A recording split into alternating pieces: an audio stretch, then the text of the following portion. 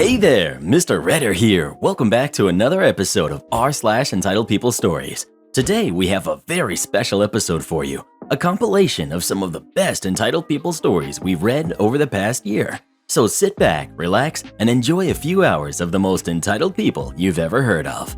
And by the way, Karen assured me that for every thumbs up this video gets, she won't try to get anyone fired for an entire week. So please smash that like button and subscribe and turn on notifications for new stories from Reddit every single day. My girlfriend is demanding I buy her a six-figure car. I, 24 male, am dating a woman who's 26 and will refer to her as A. For some context, I drive a 2019 Nissan GTR. It was my dream car growing up, and I told myself when I made it and made enough to afford it financially and not have it be everything in my bank account. I work a job making close to six figures, and I've learned to invest in stocks and crypto. I've made some good money, but of course, stocks and crypto are never promised and could crumble tomorrow. My girlfriend drives a 2018 BMW M3, and it's a very nice car in good condition with no issues under the hood. The other day, she suggested I should order her a new Tesla for Christmas. The one she wanted before I put work into my car was more than my car had cost. Of course, I'm not saying I don't or won't spend money on her, but she drives a very nice car that I paid for. She pays the insurance and the maintenance and upkeep. That is still a luxury car that drives well. I argued with her that I wasn't going to drop six figures on a car when I'm looking at buying us a house. Yes, even though we're under the dating title, we have extremely strong love for each other. Crap, she has my name tatted on her. Not my idea. And while I love her, and I'm always buying her what I think she'd like, or tells me that she likes as gifts, I just really think it's financially irresponsible to buy a new car for no reason. She tried insinuating I was being cheap because I spent more money on my car than I did hers, and my car has work done on it. She tried accusing me of not loving her and only giving a hoot about myself. I genuinely don't think I'm the jerk for spending my money that I work for on whatever I'd like. Yes, she works a job that she finds ideal and went to school for and enjoys, and I'm not pocket watching her. Am I the jerk for refusing to buy her a new car? Edit. Just to clarify, when I do math, I automatically factor in taxes because I don't consider it my money. Or when I spend on something, it's not whatever the sticker price is, it's with taxes and fees included in my brain. What I should have specified is that I pull in close to six figures after taxes. My apologies for any miscommunications on my end. Edit 2. Some comments were suggesting I show her this thread. While I thought I was in the wrong, I didn't think I'd get an overwhelming amount of people pretty much in agreement with each other that her actions are like a gold digger. I don't know if it will make her more offended or be the reality check that she needs. Not the jerk, but she is. Run! She's in this for the material things she can get. You already bought her a nice car. That car ain't cheap. But she wants more? And she's keeping score. Your car is more expensive than mine. It's only going to get worse. And why doesn't she buy herself these expensive things? Not the jerk. Your girlfriend is an entitled jerk among many other things. Does she work? If she wants a car, she can buy one herself. Sounds like you are nothing but a sugar daddy to her. If all your stocks, wealth, and status crumbled tomorrow, do you honestly think she'd stick around? OP. She works as a nurse. She doesn't make nearly as much as I do. I didn't think buying her a car would result in her wanting an even more expensive car so soon after the fact. You have a six-figure car, no house, and almost make six figures? She is not your only problem, man. I don't blame this chick for wanting to hitch a ride on the financial disaster train. OP, please spend your money on some financial planning. Not the jerk about the not buying a car for your girlfriend, but if you make under 100K and don't own your own home, buying a $100,000 car, or any depreciating asset for that matter, is a really dumb financial move. Find a financial planner to help you make the best choices for your future. Oh, and ditch the girlfriend. If she's that entitled already, it's not going to get any better. Well, who do you think is the jerk? OP or his girlfriend? Please let us know. At least they're not married yet. Save yourself while there's still time. Your job isn't helping customers. Another post knocked loose this memory from my retail days. I just started working at Fry's. For those who don't know, it was a big box electronics retailer, sort of like Micro Center, with terrible management at anything above the department manager level. I found this out firsthand shortly after finishing training. I worked in the components department. Think computer parts for builds and electronic stuff you'd find at Radio Shack, and I was a sales associate. That meant I was on the lowest rung and didn't earn a commission from sales. My department manager had explained to me that I didn't get commission, but my primary responsibility was still helping anyone who came to the department. If you did well enough at this, you'd be moved to commission sales, where you made the big bucks. So I tried to be helpful. Plus, everyone wore the same white shirt and tie, and customers didn't know the difference between commission sales and associates. Then corporate came. The corporate components manager breezed in to tell everyone how to do their job. And in her eyes, that meant I was supposed to be putting together product schematics to the exclusion of everything else. So she condescendingly took me aside to review how to put products on a peg. In the middle of this demonstration, someone came up to ask where a product was, and I tried to help them. That didn't sit well with the corporate lady, so she stopped me in front of the customer and told me that wasn't my job, and that she would help the customer. That earned her an odd look from the customer, but whatever. So I continued doing the schematic. It wasn't exactly the rocket surgery she made it out to be. Apparently, she got distracted haranguing other people because it was an hour or so before she walked by. While I was helping another customer, again, she came up and started yelling at me that my job wasn't helping customers, and I needed to get back to work or she would write me up. I shrugged. Whatever. It was a job I took to pay bills during grad school, so it wasn't worth arguing. I would do exactly what she said though. I was putting together a product schematic right near the front entrance that day. That meant a lot of people would come through and I was the first worker they saw, so they'd come up to me and ask where to find something. Normally I'd be happy to help, but not that day. I wasn't going to get written up, no sir.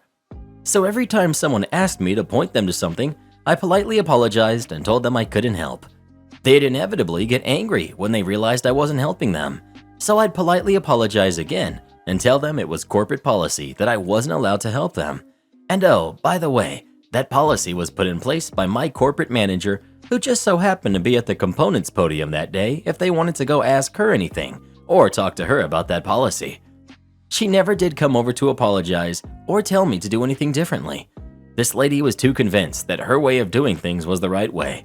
I did have the pleasure of looking down the aisle to the podium and seeing a steady stream of irate retail customers who are always a special mix of belligerent and stupid, laying into her with complaints that got more and more irate as they realized everything I'd told them was true. I'm told she didn't end up getting much done that day because she was too proud to admit it would be better for me to take 5 seconds out of hanging products on pegs to point someone to the right part of the store. As soon as she left, we went back to helping anyone who came through, even if I was doing the extremely difficult intellectual task of hanging products on the proper peg. I wasn't at all surprised a few years later when the company started circling the drain because they couldn't pave over incompetence at the corporate level in a world where Amazon and Newegg were eating their lunch. Reply: I've dealt with those schematics under the name of planogram. Yes, a trained monkey should be able to put one together if the package sizing was put in correct in the first place. Unfortunately, the same management you worked with created the policies for the poor dead souls putting in the measurements. Gosh, the policies in the big blue box I worked in make me question if management was required to have some kind of surgery to shut down parts of the brain. Reply: When I worked in replenishment at a store that has since ceased to exist, we were told we had to keep our stockroom aisles free and clear. It was the law, actually, fire codes and all that. We asked what we should do with the excessive amounts of stock that was crowding our stockroom floors. They answered we should replenish the sales floor. After all, that was our job. Great, except there was no room on the sales floor either. Someone had overestimated how much stock we could move in between shipments. Well, nothing else for it. We broke out some older clothing racks that were scheduled to be destroyed, and we hung all of the extra stock on them out on the sales floor. It got so crowded you could hardly walk down the main aisles in the store. Of course, a crowded store deters customers, so the next month it happened again, and we still hadn't sold all of the stuff from the previous month or from 2 months ago. My manager, a good lady and very flexible, got a different job when she was told that she had to replenish the new stock. We didn't even have old racks to use this time. So she took some time off and found herself something else to do. I left not long after. To be fair, it was a good job once upon a time, but the overall store management had changed, and the good middle managers and workers were jumping ship left and right. I miss it. It was a good store. Have you ever had a boss who was a complete idiot? Please let us know. I've got a co-host who is, I'll tell you that much. Am I the jerk for having the girl my brother got pregnant move in with me? I, 23 female, have a brother, 18 male, who I love with all my heart, but he's a little bit of a jerk to the ladies. I've tried to tell him how messed up it is to cheat on them, etc., but he doesn't listen and thinks I'm just complaining. My husband and I live alone in a 4-bedroom home we bought to fill with kids, but unfortunately, after a few losses, we accepted we won't have any biological kids.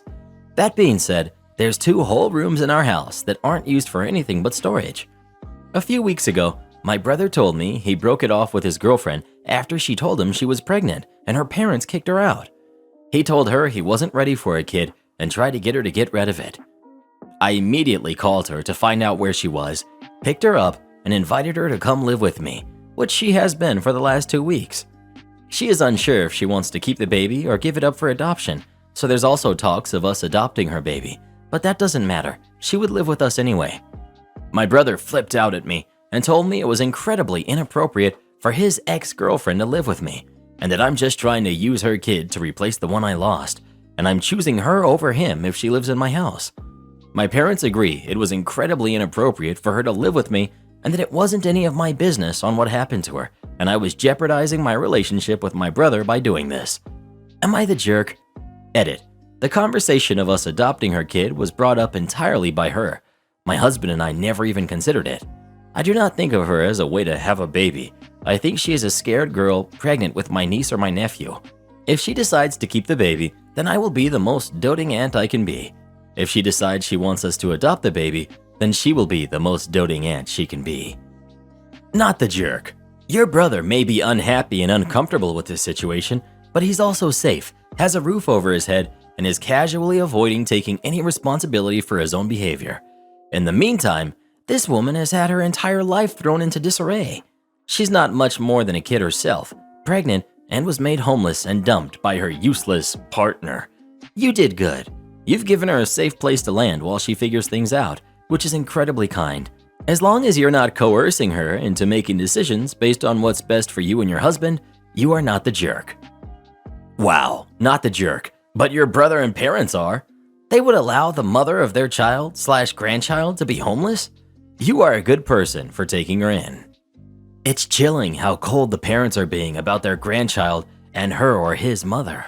Or rather, they haven't dealt with his BS. I'm getting strong vibes here that the parents have been letting him get away with his crappy behavior for a long time since he won't listen to Big Sis. Apparently, he has a hard time realizing that his actions have consequences, let alone that they affect other people badly as well. Not the jerk, OP. In fact, I think what you've done is amazing. I hope this young woman and her kid make for a wonderful addition to your family. I'm sorry your brother doesn't appreciate you looking out for his own unborn child, since you just made it impossible for him and your parents to forget and ignore what he's brought into this world. But hopefully, one day he matures and steps up.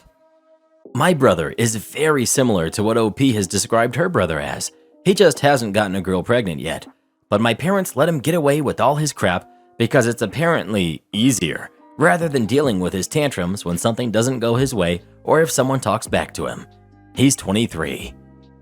You're the jerk. Stay out of your bro's business. If my sister pulled this crap, I wouldn't consider her my sister anymore. Your bro is literally 18 years old and having to deal with all this crap. You letting his baby mama move in with you is just majorly taunting him. He's trying to cut her off, and you're making the problem so much more difficult. Your parents are 100% right about you. You're not the saint everyone here is making you out to be. You're someone who saw an opportunity to harass your bro and adopt a baby. People always blame the dude when a chick gets knocked up. Last I checked, it takes 2 to tango. Maybe once girls stop getting with jerks, they'll stop being treated this way. But like that'll ever happen. I'm 18 and have been rejected several times, so I honestly don't even try anymore. But stories like this make me feel better though. So glad I'm not your bro. Well, don't you sound pleasant. Well, who do you think is the jerk? OP or her brother? Please let us know. OP sounds wonderful. It's amazing she can be related to a bozo like her brother. Am I the jerk for reporting a stalker? I joined a tabletop club at my university recently. I played a few D&D games and everything was fun and great. There was a guy, Chris, in the club as well. He mainly played Warhammer, but we played together a few times. Our school has an academic policy for clubs. He was failing one of his classes, so he didn't show up for a while. When he came back, he asked what I was doing over winter break, and I told him I was staying on campus. We don't have a spring break except for 5 days, so the winter one started on the 10th, and I've been seeing Chris everywhere. I've seen him at my dorm, my work, in common areas, in downtown, etc. He always acts really friendly and wants to hang out. I don't know him well, so I've been saying no.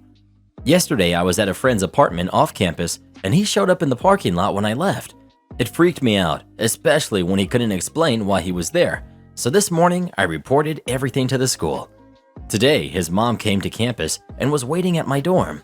She told me Chris has Asperger's and he didn't know any better, and he was going to be expelled if I didn't fix it. I'm not from a progressive area. I don't know much about disabilities. You had to drive 2 hours away to get therapy or medicine for depression in my area because none of the local doctors treated it to paint a picture. So I don't know if me not recanting is a jerk thing to do. I feel unsafe, but I don't really know what would be the right course.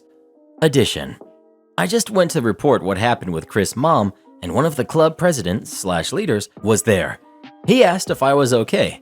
I said I was having some issues with someone, and he immediately asked if it was Chris.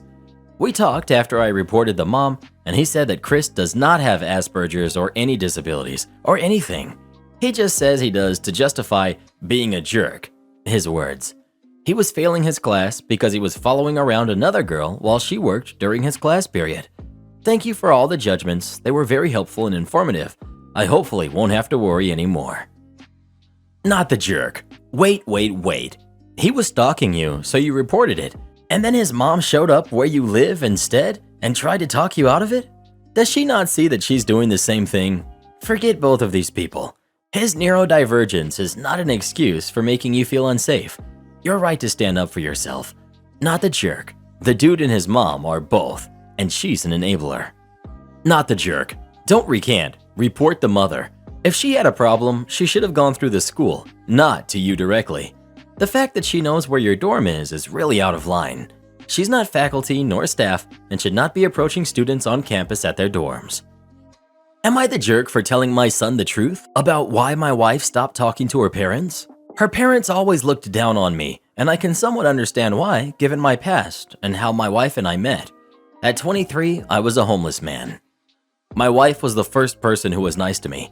Almost got kicked out of this small restaurant when I was trying to avoid the rain. She was there and pretended that we were meeting so they'd let me stay.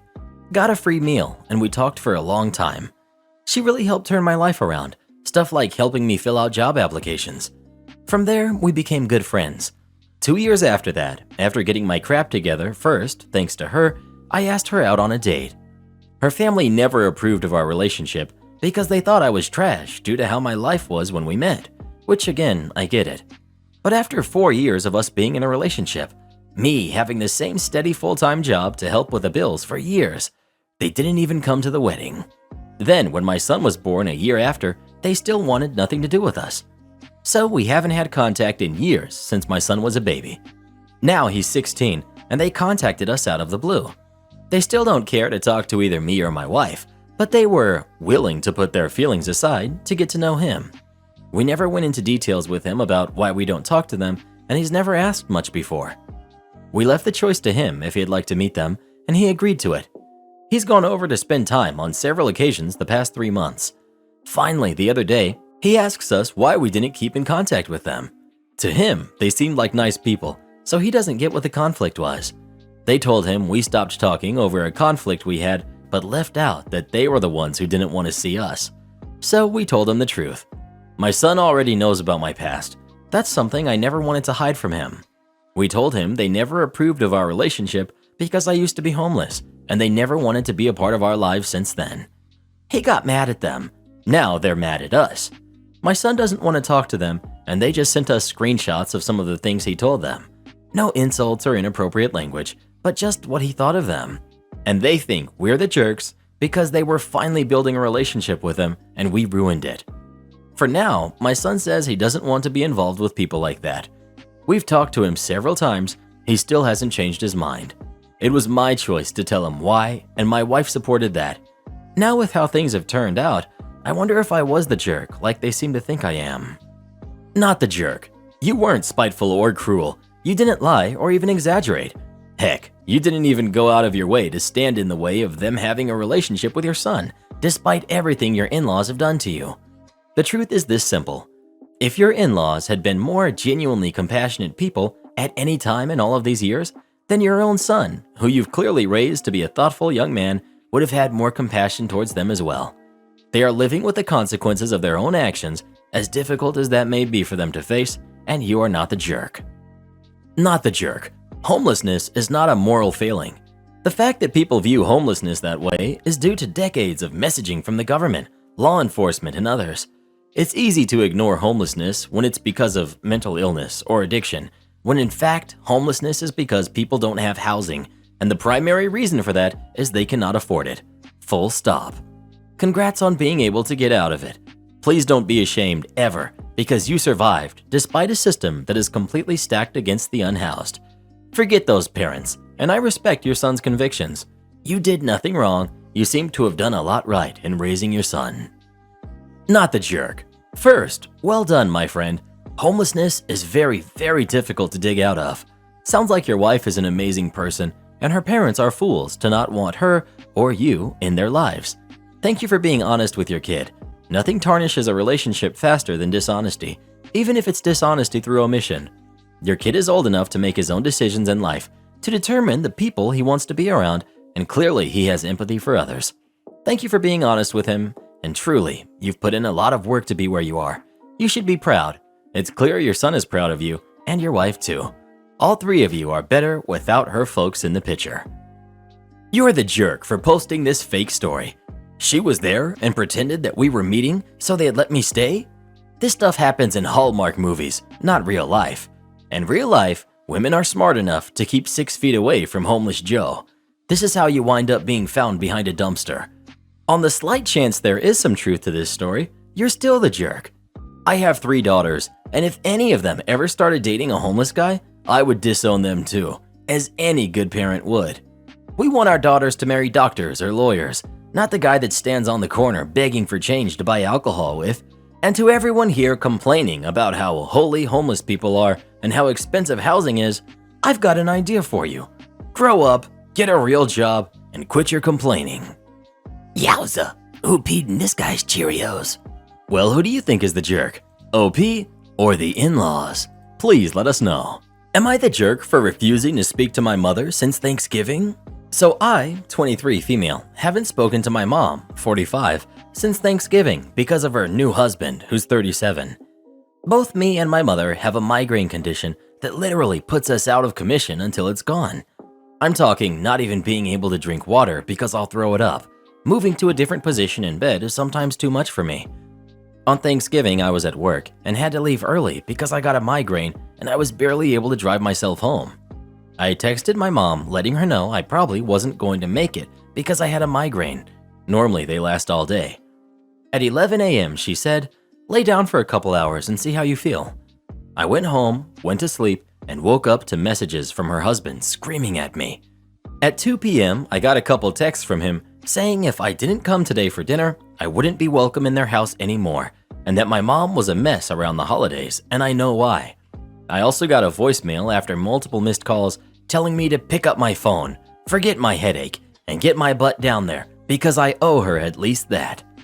At 5 p.m. I got these texts. "Fine, have it your way.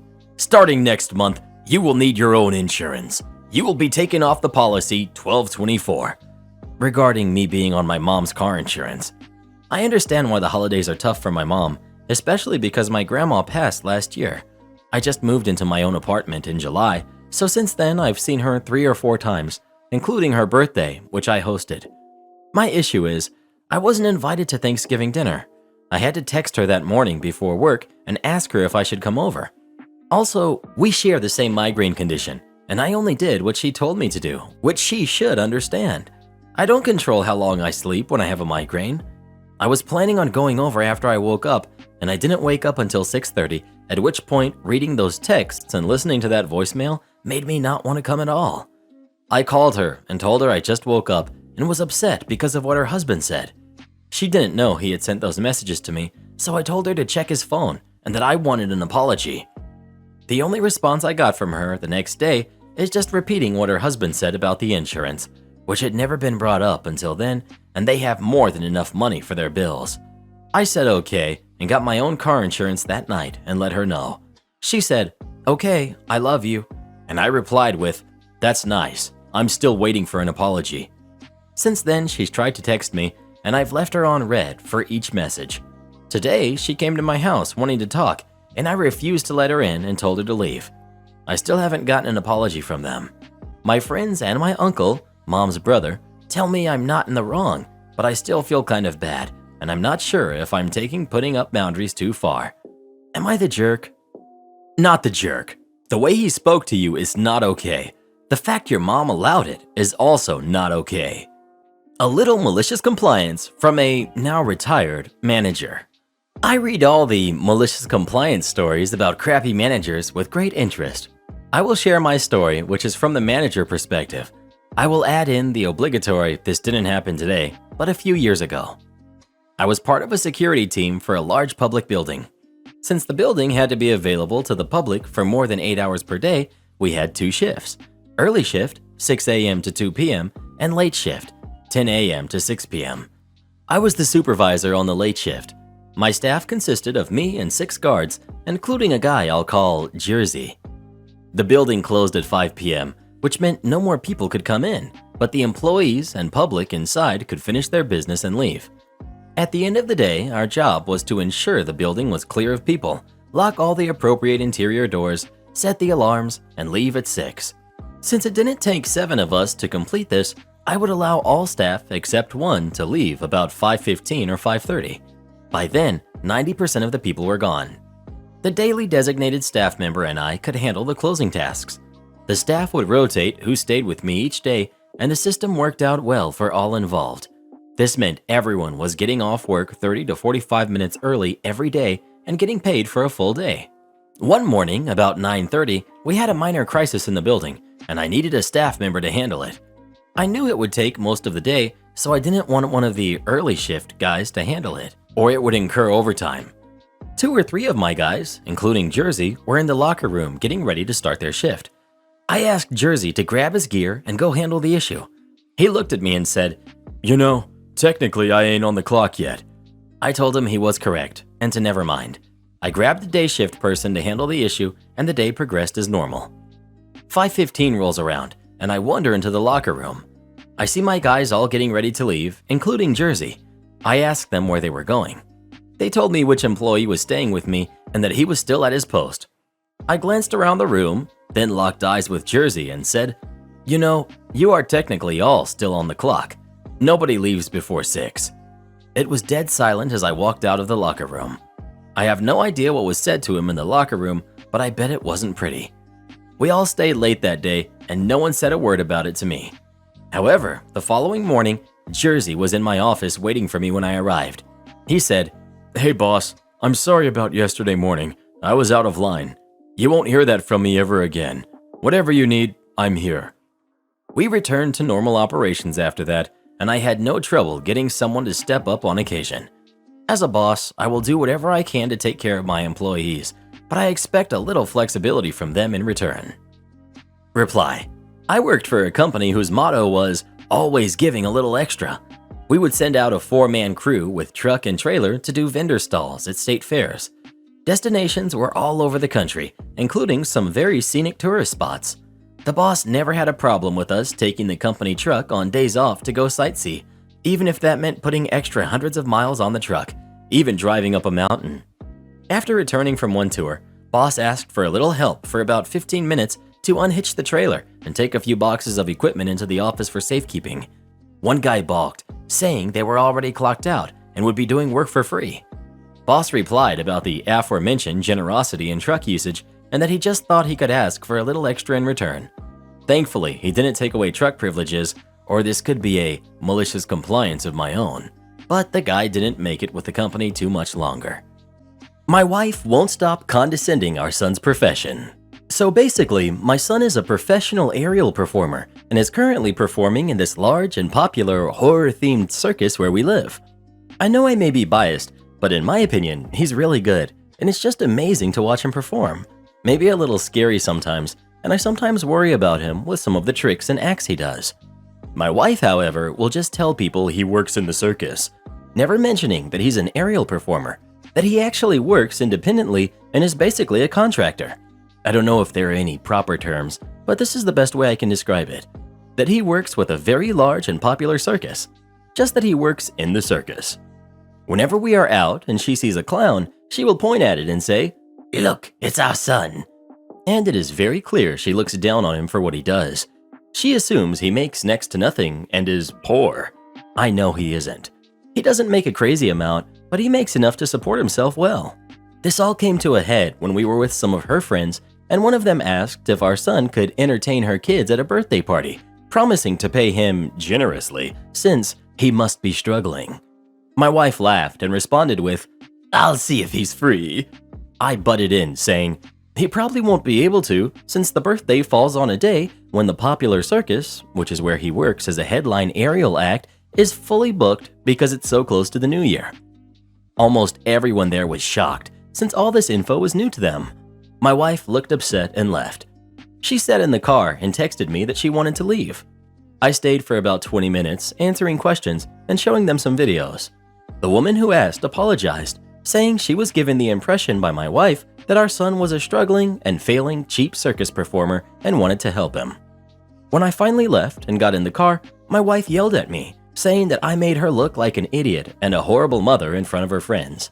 When we got home, she stormed out of the car and locked herself in our bedroom crying loudly. She's been like this for almost an hour now, and I'm starting to feel awful and like I'm the jerk. I could have just left it alone, so am I the jerk? Not the jerk. If telling the truth makes her look like a horrible mother, then she is one. You only told your friends the son's real occupation. Of course, it didn't align with her description of him because she deliberately deprecated his value and his profession. She talked about him contemptuously and denied his hard work and career achievements. When you revealed the truth, it exposed her as an incompatible parent at best and abolitionist of his job and accomplishments at worst. Her friends must have been stunned when you told them the truth. It was foreseeable that she'll be upset. Who wouldn't be? She deals with the backlash of her actions now and is prone to face social repercussions and the accompanying prejudices as well. But she caused it. For the record, there's nothing wrong with clowns or low-ladder circus workers as well. They're no deemed any less. She shouldn't have said those things even if they were correct. Also, there's nothing wrong with entertaining kids at birthday parties. It's an equitable side gig and easy-made money. I hope you understand it because it genuinely reads as you depict these workers as such, and you didn't bother to clarify otherwise. You're the jerk. Look, I get it. You want your wife to accept him for who he is. Been there, done that. Well, let me tell you, as a mother, when you have a grown child who chooses a profession, if you can even call it that doesn't make you proud, it's impossible to accept. You love your kids and want them to make you proud. I had a daughter who chose a line of work that I strongly disagreed with, and as much as her father tried to get me to accept it, I ultimately cut her out of my life. I knew her life would go down the drain in that environment, and it did. I refused to support her self-destruction. She passed on October 3rd, 2014 from health complications that never would have happened had she not gone into that industry. Do I miss her? No. I miss my daughter. What she became was far from my daughter. This is why us moms want what's best for our kids. It's something fathers cannot understand because you lack the bond that we have. Call me a Karen all you want. That seems to be the new name for moms who actually care about their kids. Bruh. Well, who do you think is the jerk? OP or his wife? Please let us know. I'd be bragging about him if he were my son, but hey, that's just me. Grandma attempts to ruin our Christmas. This story is about my paternal grandmother. Let's call her Miss F. It takes place over the course of about 1 year in the blessed pre-lockdown times. Before we get into it, however, let's give you some background on Miss F and my relationship with her. Miss F owns 2 houses next to the school I attended before leaving my hometown to study at university. My dad used to pay me to do some chores around her house, which she wasn't able to do herself due to some disabilities stemming from long-term alcoholism. I've heard some stories about her behavior from different family members, and she was divorced 5 times. While working for her, I quickly realized how difficult she could be, but I always thought my family members were exaggerating. That was until this story happened. So let's get into it. Back in the summer of 2018, I was visiting my parents in my hometown. I had been living elsewhere for about 3 years at that point. I decided to visit Miss F as I had a pretty good relationship with her back then. I was one of the few family members that was actively in contact with her for other than financial reasons, and she seemed excited about my visit as we hadn't seen each other in about a year. When I called her to set up the time and date, she asked me whether it was possible for me to borrow my mom's car. I don't own one myself, to help her pick up some furniture she wanted to add to a room for a live-in housekeeper. I cleared everything with my mom as I thought it wouldn't be much trouble. The day came and she picked up so much furniture it barely fit into the car, but everything seemed fine.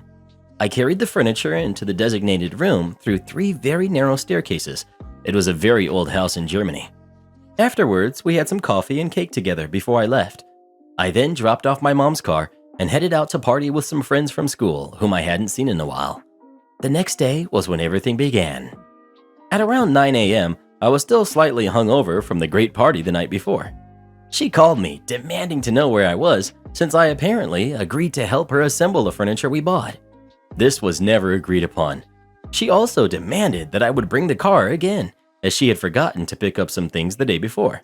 The car, however, wasn't even in town, since my mom, the car's owner, needed it that day and had already left. I tried to explain to her that the car wasn't available that day, that we hadn't agreed to me helping her out the next day, and that I was in no condition to drive and build furniture, even if I wanted to. I did offer to reschedule to another day that week, but she wouldn't have it. She couldn't accept that it was literally impossible for me to fulfill her request, and the debate got heated. I don't remember specifics, but she tried to guilt trip me, which is when I snapped and told her that I wasn't her flying monkey here to serve at her pleasure. She hung up after that, and I thought that would be that. Over the course of the week, I tried calling her several times, since I still wanted to help, but wasn't able to reach her before I had to go back to my university town. Fast forward to Christmas 2018. I was back at my parents' place for the holidays, and the last interaction I had with Miss F was the phone call I just described. On Christmas Eve, my dad told me that she would be joining us for dinner, as was tradition, and that she wanted me to pick her up. Now, due to my dad's job, it was up in the air whether he would be able to join us that evening. So he added that Miss F would only attend if he was also there. In case he wasn't, I was just supposed to pick up the presents from her place. As it turned out, Dad had to work that night, so I just went and picked up the bag of presents. This was an ordeal in itself. I drove to Miss F's place, parked in front of it, rang the doorbell, and waited for her to open. This could usually take a while since her house is big and she isn't the fastest anymore due to the aforementioned disabilities. After a longer time than usual, I called her landline to inform her I was there. She picked up and told me she was still in the bathroom and would be right there. It took her about 10 minutes to get to the door. Usually it takes like 1, during which I was waiting in the snowy streets at -5 degrees Celsius, 23 degrees Fahrenheit for my American friends. When she came to the door, she handed me the bag of presents for my parents, brothers. She also asked for me to wish everyone a happy Christmas and added that she was hoping I would enjoy my present. I thanked her, said my goodbyes, and drove back to my parents' place to enjoy Christmas Eve. Evening had come. We've had dinner with my mom, her mother, a lovely woman, and my 2 younger brothers. We already had unwrapped most of the presents before dinner, as we usually do. All in all, a very pleasant and typical Christmas Eve for my family. After dinner, we've started drinking homemade mulled wine when I remembered I still had Miss F's gift and handed them out. Me and my brother each received an envelope with a card in it, but suspiciously, mine differed in size and color. I opened it and read its content. This is where the fun begins. While my brothers each received a complimenting message with 50 euros enclosed in the card, I received a scalding letter saying that she was still devastated by my behavior the previous summer and that she was expecting an apology for the disrespectful way I had treated her. Remember, her demands were literally impossible to fulfill. I admit I snapped and said something that could have been taken as disrespect, but continued to reach out wanting to help her while I was in town. I didn't really know how to react. I was speechless and threw the card on the table before going to grab another mug of mulled wine. When I got back from the kitchen, the older of my two younger brothers had read the card and loudly exclaimed something akin to, "What the heck?" At that point, everyone noticed something was wrong and I read the card out loud. I don't remember the exact wording, sorry. I then told them about what happened during summer. Nobody really believed how insane Miss F was, especially since she had been quietly planning her revenge for about half a year. The aforementioned brother, who had some extra money due to a paid internship, asked the youngest of us three whether he needed the 50 euros and offered to pay it himself, as he wanted to take all the 3 cards and throw them into her face. My youngest brother refused the monetary offer, but loved the idea, so that's what they did. I don't really know what happened afterwards. All I know is that Miss F was not expecting that reaction, as apparently no one in our family had ever stood up to her the way we did. This concludes the Christmas part of the story. We didn't really dwell on the topic for the rest of the holidays and still had an amazing celebration together. Fast forward to the summer of 2019. My parents had planned a big family reunion to celebrate a couple of important dates in their lives, coinciding major birthdays plus a significant wedding anniversary. That party was the first time I interacted with Miss F since the Christmas incident. I acted as if nothing had happened since I didn't want to cause a scene on my parents' special day with most of our extended family being there. This is a rare occasion since the family is spread around the Western world, mostly Western Europe and the US. We were together for about a week in my hometown, going to different dinner places every night and had a great and memorable time. I even got along with Miss F, albeit superficially and only in group settings. We never talked one-on-one. One evening, we were having dinner at a really nice place and she came over to the table me, my brothers, and my cousins sat at. They all know what happened during the previous Christmas and were pretty angry with her. She asked whether I was willing to visit her one-on-one so we could have a talk about what had happened. I was happy too, as I don't like to hold on to grudges, but asked her that we talk at eye level like adults with mutual respect, as she had a tendency to twist the truth to suit her needs. I didn't say that part for obvious reasons. She agreed and asked me to call her to set up a time and date after the week-long celebration was over. A day later, I received an email from Miss F stating that she no longer had any interest in a conversation, as it was apparent from my demands that I hadn't grown and wasn't ready to apologize. She also wrote that she wasn't able to speak to me on an eye level, as she had much more life experience than me. Again, I didn't really know how to process this. I still don't. But enough time has passed that I have stopped caring about my relationship with her. Up to this day, nothing has really changed about this situation. I've seen her a couple of times at different family gatherings since then, and the interactions were fine. Probably because neither of us wants to dig this crap back up during otherwise great family times. But the issue itself was never really resolved. So yeah, that's the story about how I learned that the reported insanity of my grandmother, Miss F, was not exaggerated. It might be mild compared to other stories on here, and I'm very happy that I have the rest of my loving and supporting family to rely on, but it's still something that has changed me in a way, so I felt like sharing. Hope you enjoyed reading. Reply. There's a quote I love and I feel it fits here. Toxic people make you think you're holding a grudge when you're really holding a boundary. She tried to tell you you're holding a grudge by not apologizing to her. What you're doing is standing your ground and demanding she treat you with the respect you deserve as one adult to another. Good for you. Reply. This is similar to the relationship I have with my mom. I love her, but she uses me as her errand girl more than my siblings and complains about me the most when I'm usually the only one helping her. You can't disagree with her and often tells me why I can't just be a good daughter and do as she says when I stand up for myself. I've gone low contact and put up more boundaries about what I'm willing to do. I'm not even the oldest of her kids. I do have to say I disagree that she's allowed to not give presents if she doesn't want to. It was just petty of her waiting that long for her revenge when OP actually helped her. She just can't admit she was wrong, that her errand was impossible to accomplish, and OP should just cut contact forever because this is a woman who will never apologize or see OP as an equal standing adult and just a kid that she's allowed to boss around. Reply. Stand your ground, young man. I've had several people older than me try to insinuate that I was wet behind the ears and knew nothing about life. I've done numerous jobs of widely varying difficulties, including owning and operating my own business. I've traveled the world and lived in 2 foreign nations. I have endured what should have been a life-ending brain injury and am now a dialysis patient. I've spent several years homeless. I even have a postgraduate degree.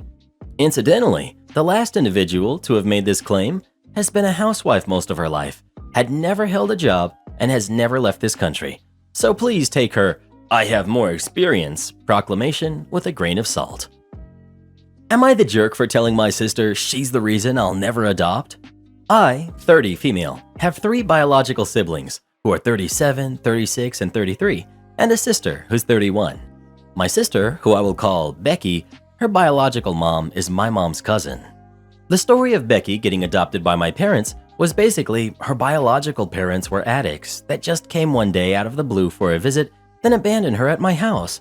She was 5 weeks old. For a few weeks, they tried to get my cousin's family to take her, but those jerks didn't want the shame of a baby with medical issues that was born out of wedlock. My parents fell in love with her, and the rest was history. Thankfully, all Becky really needed was love and a good home.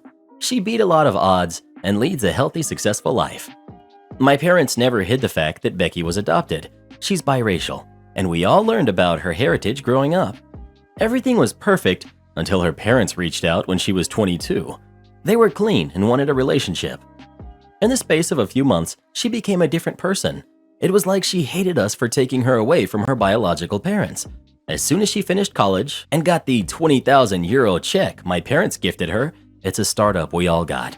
She ghosted us and sent a letter to my parents telling them if they ever tried to contact her again, she'll file a restraining order. She got married and none of us even knew. Her mother passed when she was 26, which led her father to relapse, then unfortunately passed 8 months later. After Becky reached out, my parents welcomed her back with open arms, but I still can't. Which leads to now. Me and my husband recently had a baby via IVF after 6 years of trying, 5 natural. I brought my son to meet the family tonight, and after dinner, the girls of us were in the living room. I thought up how he was worth everything, explaining my struggles, and that I'm gonna start naturally trying soon so he will have a sibling. Becky made a comment about why we didn't look into adoption since the world was already overpopulated. I told her, honestly, we thought about it, but after all the crap you pulled, I'm afraid you're the reason I will never adopt. Becky yelled at me to get over it already, then left, and my mother said I shouldn't have spoken to her like that. So in the end, I ended up leaving early too. My siblings are on my side, but my parents are extremely mad. Reply. Becky was abandoned by her birth parents and then abandoned by the rest of the family who didn't want to take on a child with health needs. That type of thing can create huge issues and a disordered attachment style, basically insecurity over whether people really love her. I'm involved in foster care, and this type of thing is very normal. Becky perhaps felt that she almost needed to abandon her adoptive family in order to prove that her biological family really did love her. A bit twisted, but I'm sure her emotions at the time were very, very intense. This is why in foster care, even when it is very messy and complicated, we usually try to make sure kids have contact with their biological family, so they don't develop some fantasy of what their real family is like and run off to them the first chance they get. Did Becky act fantastically? No, she didn't. But being the only adopted kid in your family, and biracial too, must not have been very easy for her. I'm sure she felt quite different a lot of the time. She asked why you wouldn't adopt, and she got her answer. I'd leave it there. Reply. I don't know, I disagree. A troubled past doesn't make you not a jerk when you treat other people like crap. It explains it, but it doesn't excuse it. A kid that has a rough home life and then goes and bullies someone is still a jerk, just like her sister is still a jerk in my opinion. Edit. And also, she took 20 grand off them and then dipped and threatened a restraining order. 100% a jerk move. Everyone sucks here. Becky shouldn't have asked that question, but your answer was just as crappy as her asking the question. She was a mixed up young adult who had complicated feelings about her adoption and her biological parents. That's pretty usual. You could have shut her rude question down without dragging that all up and upsetting not only her, but the rest of your family as well. Not the jerk. Becky is also the reason I will never adopt, even though I really, really want to. I've just read too many stories like hers, and I couldn't handle it if that happened to me. You're the jerk. As an adoptee, I can say a lot of us are tired of the "you should be so grateful, your adoptive family is your real family" remarks. It's shoved down our throats all of our lives. And the thing is, I was adopted because my parents wanted a traditional family. Guess what? I never fit in. I was never good enough, and my family are jerks. Biracial adoptions can be very problematic. If my birth mom had contacted me in my 20s, I probably would have split too. She was forced to give me up, and I will always wonder if she'd still be alive if she could have kept me. Everyone sucks here. Your sister and you have a lot going on, but that has nothing to do with adoption. Your situation is already messy, so it's not going to be the normal adoption procedure. I think it's incredibly harmful for you to say that to your sister, not because of how it hurts her feelings, but your views on adoption. You have to know that your situation is not the norm, and you definitely were just saying that to hurt her, because you have justified unresolved emotions and conflict. I just think your comment was out of line and irrelevant and a very low blow. Her adoption already made her spiral once. I don't know why you're using that to hurt her. Just sounds mean. Granted, that's y'all beef. Your issues are regular lack of communication and interpersonal relationships, not because she's adopted. Well, who do you think is the jerk? OP or Becky?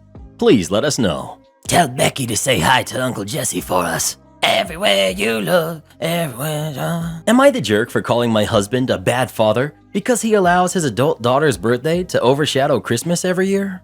When I met my husband, James, he had a 14-year-old daughter, Ella.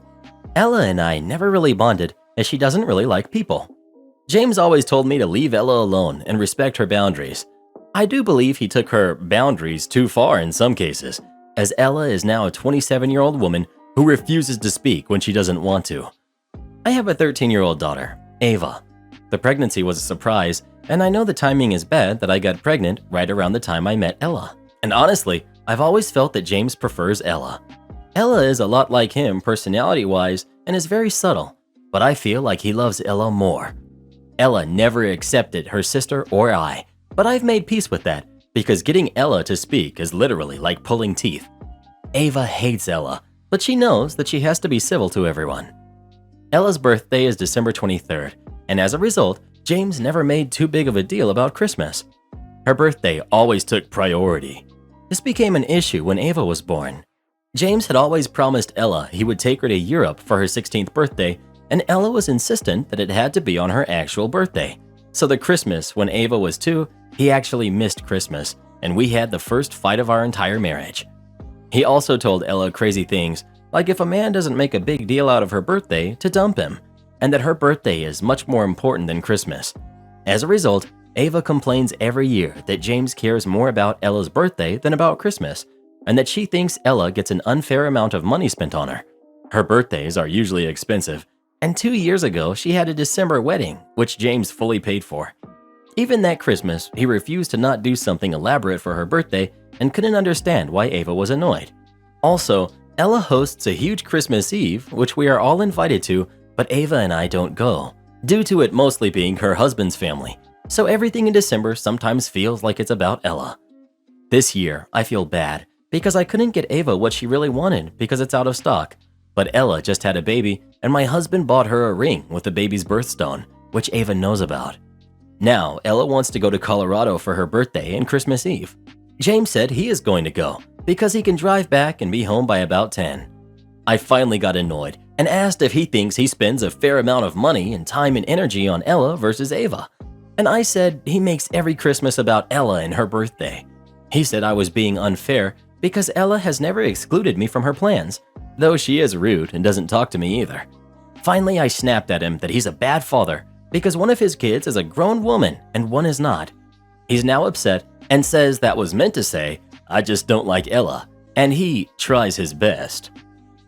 You're the jerk. I'm seeing a lot here that actually supports your husband's side.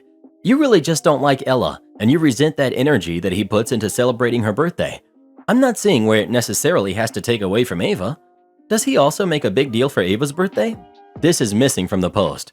Your husband bought a ring to celebrate Ella's kid. That's nice, and it has nothing to do with the fact that you couldn't get Ava what she wanted for Christmas because it was out of stock. Trying to force your husband to ignore or downplay his daughter's birthday because it's 2 days before Christmas and you seem to want him to entirely focus on his daughter with you isn't a good look. It really doesn't seem like he's neglecting Ava here from what you've written. Reply. Honestly, I'm leaning towards this too, especially since OP has yet to answer a single question about what he does for Ava. Maybe because she would admit he goes above and beyond for her too, and drops everything else to make sure she has a magical birthday. In fact, OP only tells us what he does for Ella for Christmas. I see nothing about what he does for Ava, so I can't tell if she's getting the same Christmas treatment as Ella. Because treating Ella for her birthday is not the same as treating her for Christmas. The only way to judge this is to know how he handles birthdays for both girls, and Christmas for both girls. It sounds to me like he doesn't do a lot for Christmas for either of them. You're the jerk. You're jealous of your stepchild, and you've probably encouraged Ava's attitude towards her sister. If he, subtly, seems to prefer Ella because their personalities click and they get each other, that's a common issue with parents and kids. The ease with someone you easily get can be picked up by others, even though you don't love your other kids less. You just have a natural comfort level with a similar one. So many red flags here that you're acting out of immaturity. Jealous that he spent money on his daughter's wedding? What? Should he have quickly rushed out to spend the same amount on his younger daughter's gift? And why do you seem to blame him that what you wanted to get Ava was out of stock? He wasn't supposed to get his grandchild a gift then? That's crazy. He's not perfect, but you really need to get a grip on being an adult. Not the jerk. Divorce him now and take what you can. I too had a husband who favored his biological kid over the one we had together. I took him to the cleaners, and now he pays me $4,000 a month in child support. He's a high earner, and it sounds like your husband is too. I also got to keep the house. Call me what you will. The system exists for a reason, so use it. Well, who do you think is the jerk? OP or her husband? Please let us know. That last commenter though, she kind of triggered me. Am I the jerk for telling him it's not his choice if my son wants to start working out and lifting weights? I truly cannot tell if I'm in the wrong here. I'm giving both sides here because it's only fair you see his point of view as well. I'm 27, female, and my fiance is 29, male. He's not my son, who's 11. He's not his biological father, but he has been a very active father figure and a role model to my son for nearly 5 years.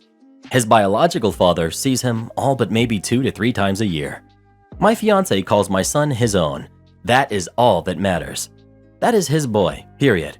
I admittedly still have a hard time with this some days because as the months pass, I have noticed we have quite a different idea on things that are right versus wrong. He chooses to be much stricter than I am.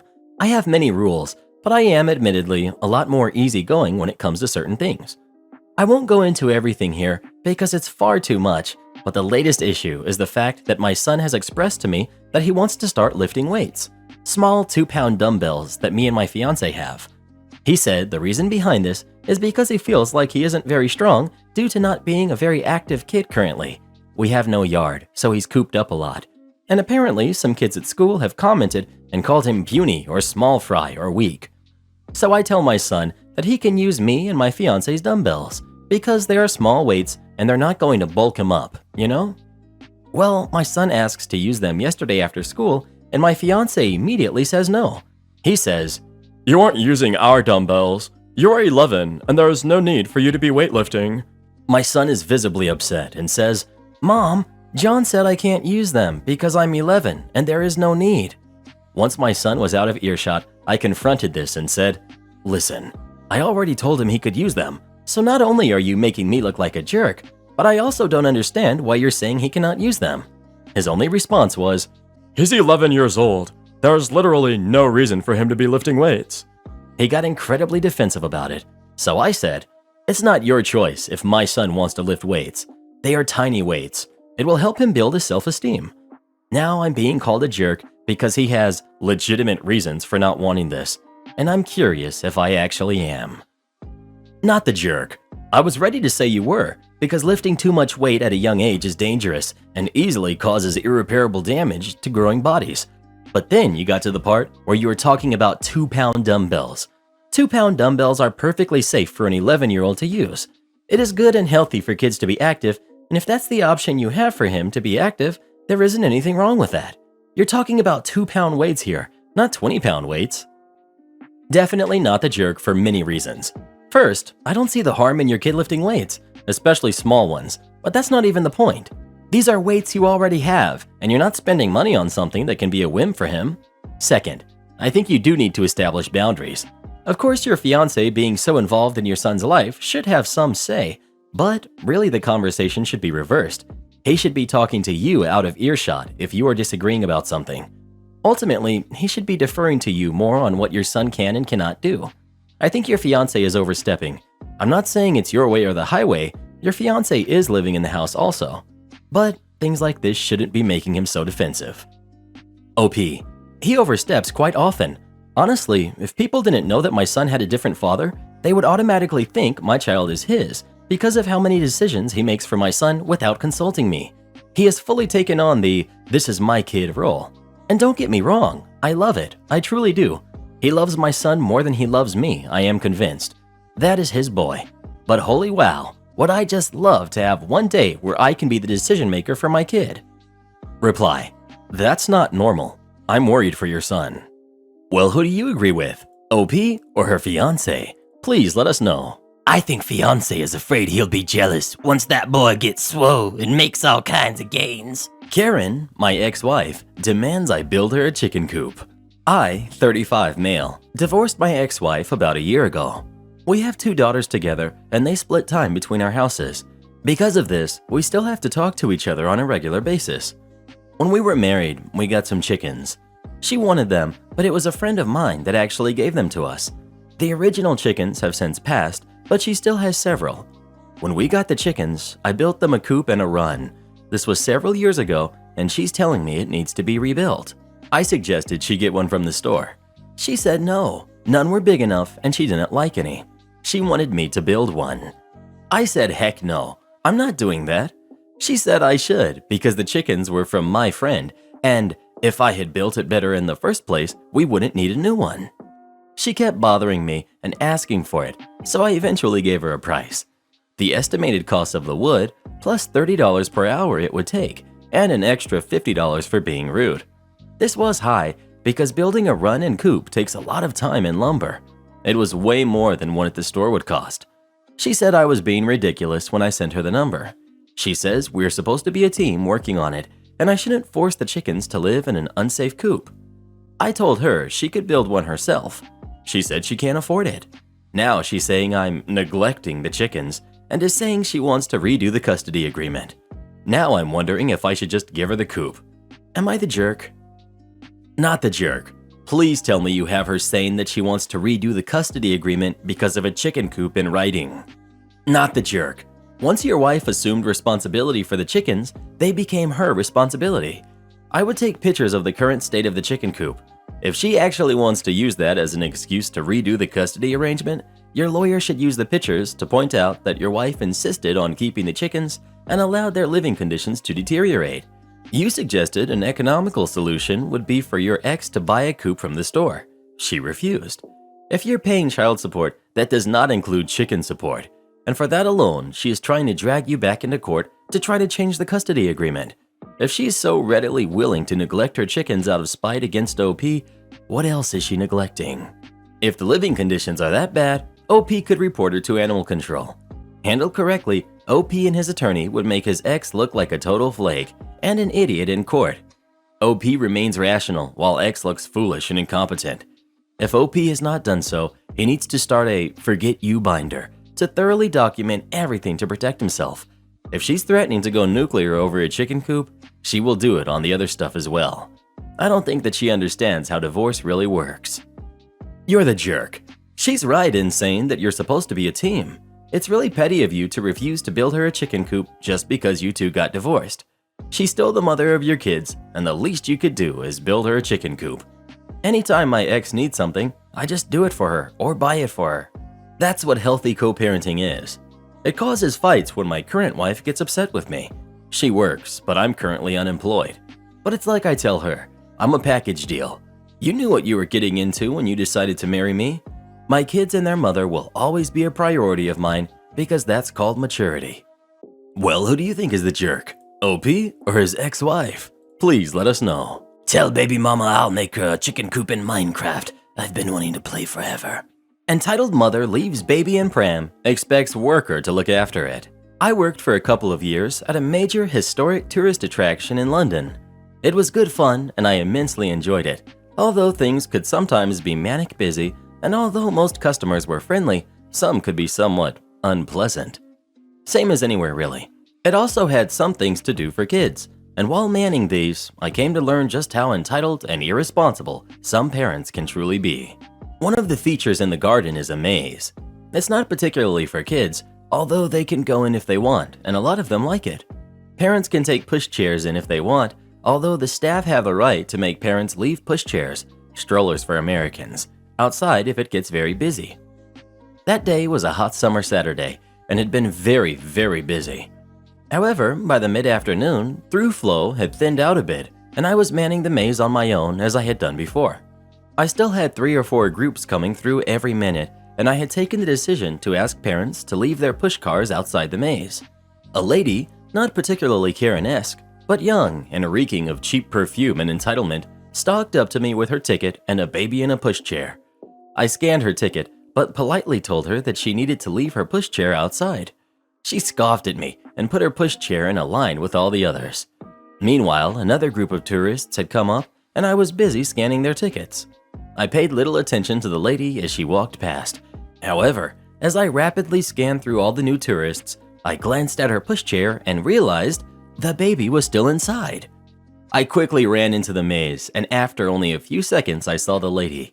She saw me and hissed angrily, and this is an approximation of the ensuing interaction. Entitled Mom: "What are you doing here?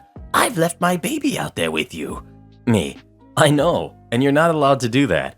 You'll have to come out and take the baby in with you. "But can't you look after him?"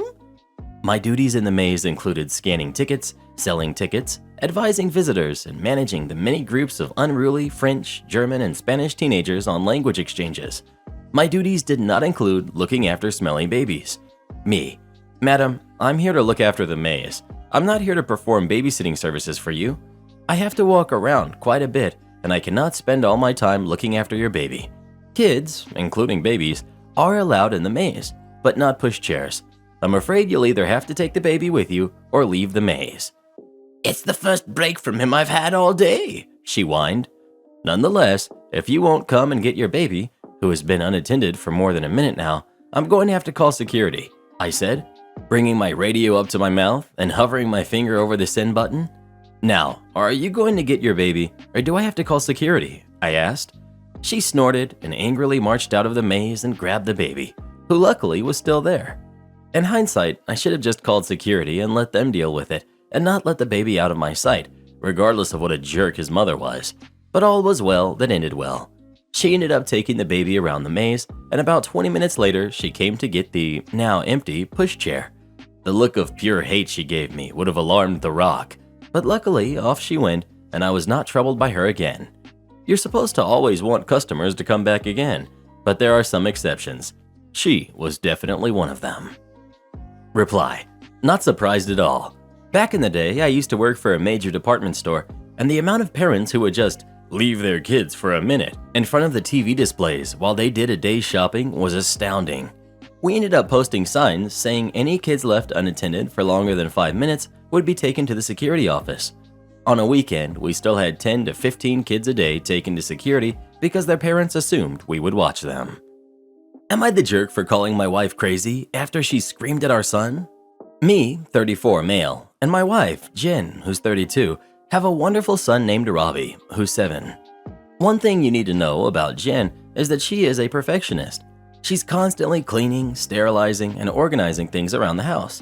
This has been an issue in our relationship because I constantly feel like I'm walking on eggshells around her. Her OCD tendencies have gone into overdrive ever since Robbie was born. Don't get me wrong, I'm happy that she's diligent when it comes to keeping our home clean and healthy. However, I feel like it's become unhealthy, specifically regarding Robbie. Robbie has cried on several occasions because he's the only one in his friend group that can't have company over.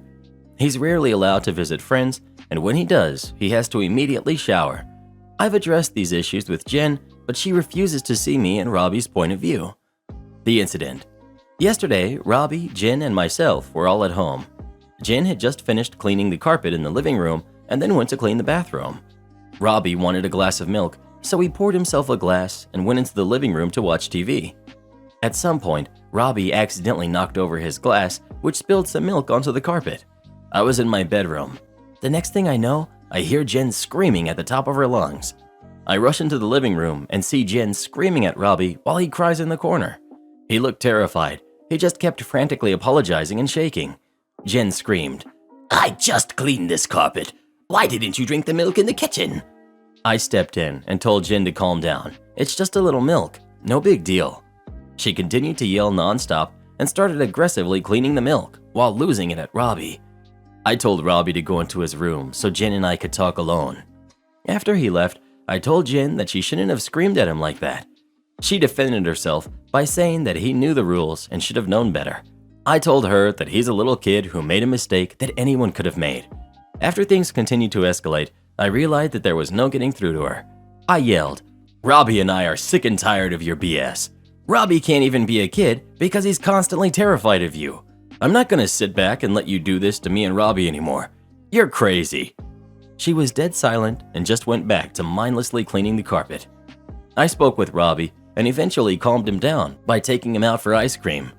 After we got back from ice cream, I saw that Jen had locked herself in the spare bedroom. She refuses to acknowledge me and hasn't spoken to me since yesterday.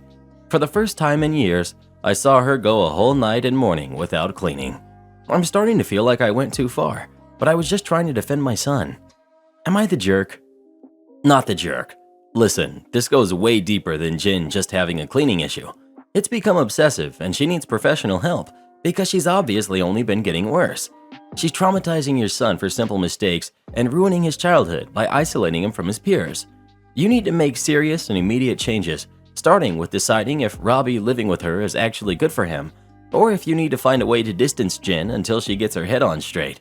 I know Reddit has a chronically online, just divorce them take on most marital disputes, but if this is how she continues to behave, I'd honestly describe her behavior as horrible, in which both case Robbie and you need to get out for the sake of your own mental health and well-being. If she's finally able to approach a conversation reasonably and get help and actually improve, then by all means, do what you feel is right.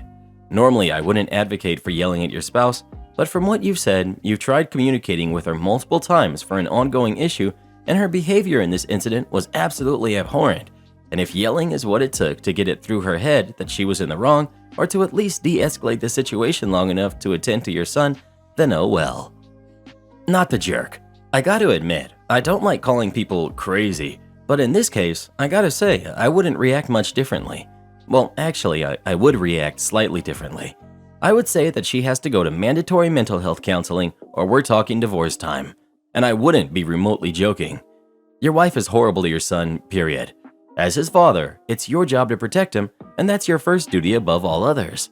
If you don't, you're going to have a kid that grows up with all kinds of issues, or minimally a lot of resentment that he wasn't allowed to have a normal childhood. If you want your kid to walk away at 18 and never speak to you two again, her for being horrible and you for being her enabler, well, keep on doing what you're doing. Everyone sucks here. If this has been a consistent problem, why haven't you two sought a couples counselor, or at least a therapist for her? You're not oblivious. As for your wife, my long-term girlfriend also has OCD, and when she feels like things are dirty, she has never, ever yelled at someone that cannot understand. Even when she yells at me, she takes a moment to step away, relax, and come back and talk it through rationally. She's the bigger jerk here, but by not seeking help, you've enabled the issue to swell. The only innocent person here is your son. I highly suggest putting him in therapy too in order to help him process his emotions and fears. Ex-wife wants to itemize and split the cost of everything. So my ex-wife and I used to have a great relationship, but she's become petty and somewhat vindictive these last couple months.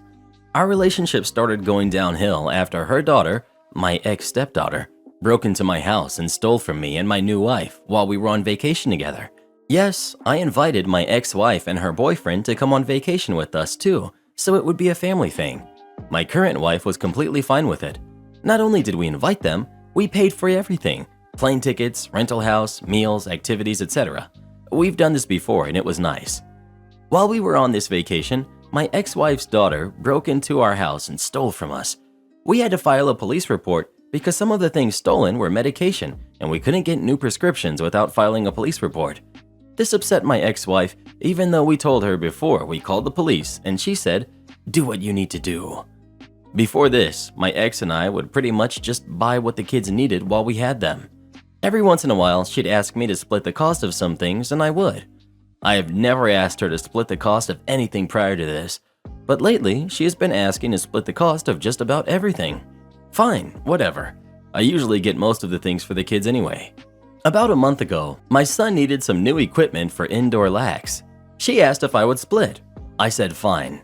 When she took him out shopping, they couldn't find everything, so I bought most of it online. I told her what she bought and how much, and I told her what I bought and how much. It turned out she owed me for the split. It was only $40. I would have let it go, but she hounded me for a week over $5. This ticked her off. She'd be fine when I have to pay her, but gets upset when she has to pay me. I only asked her for the portion of the split because she asked me to split the cost in the first place. We argued back and forth, and then she came up with a list of things we should not have to split, and anything else we would split.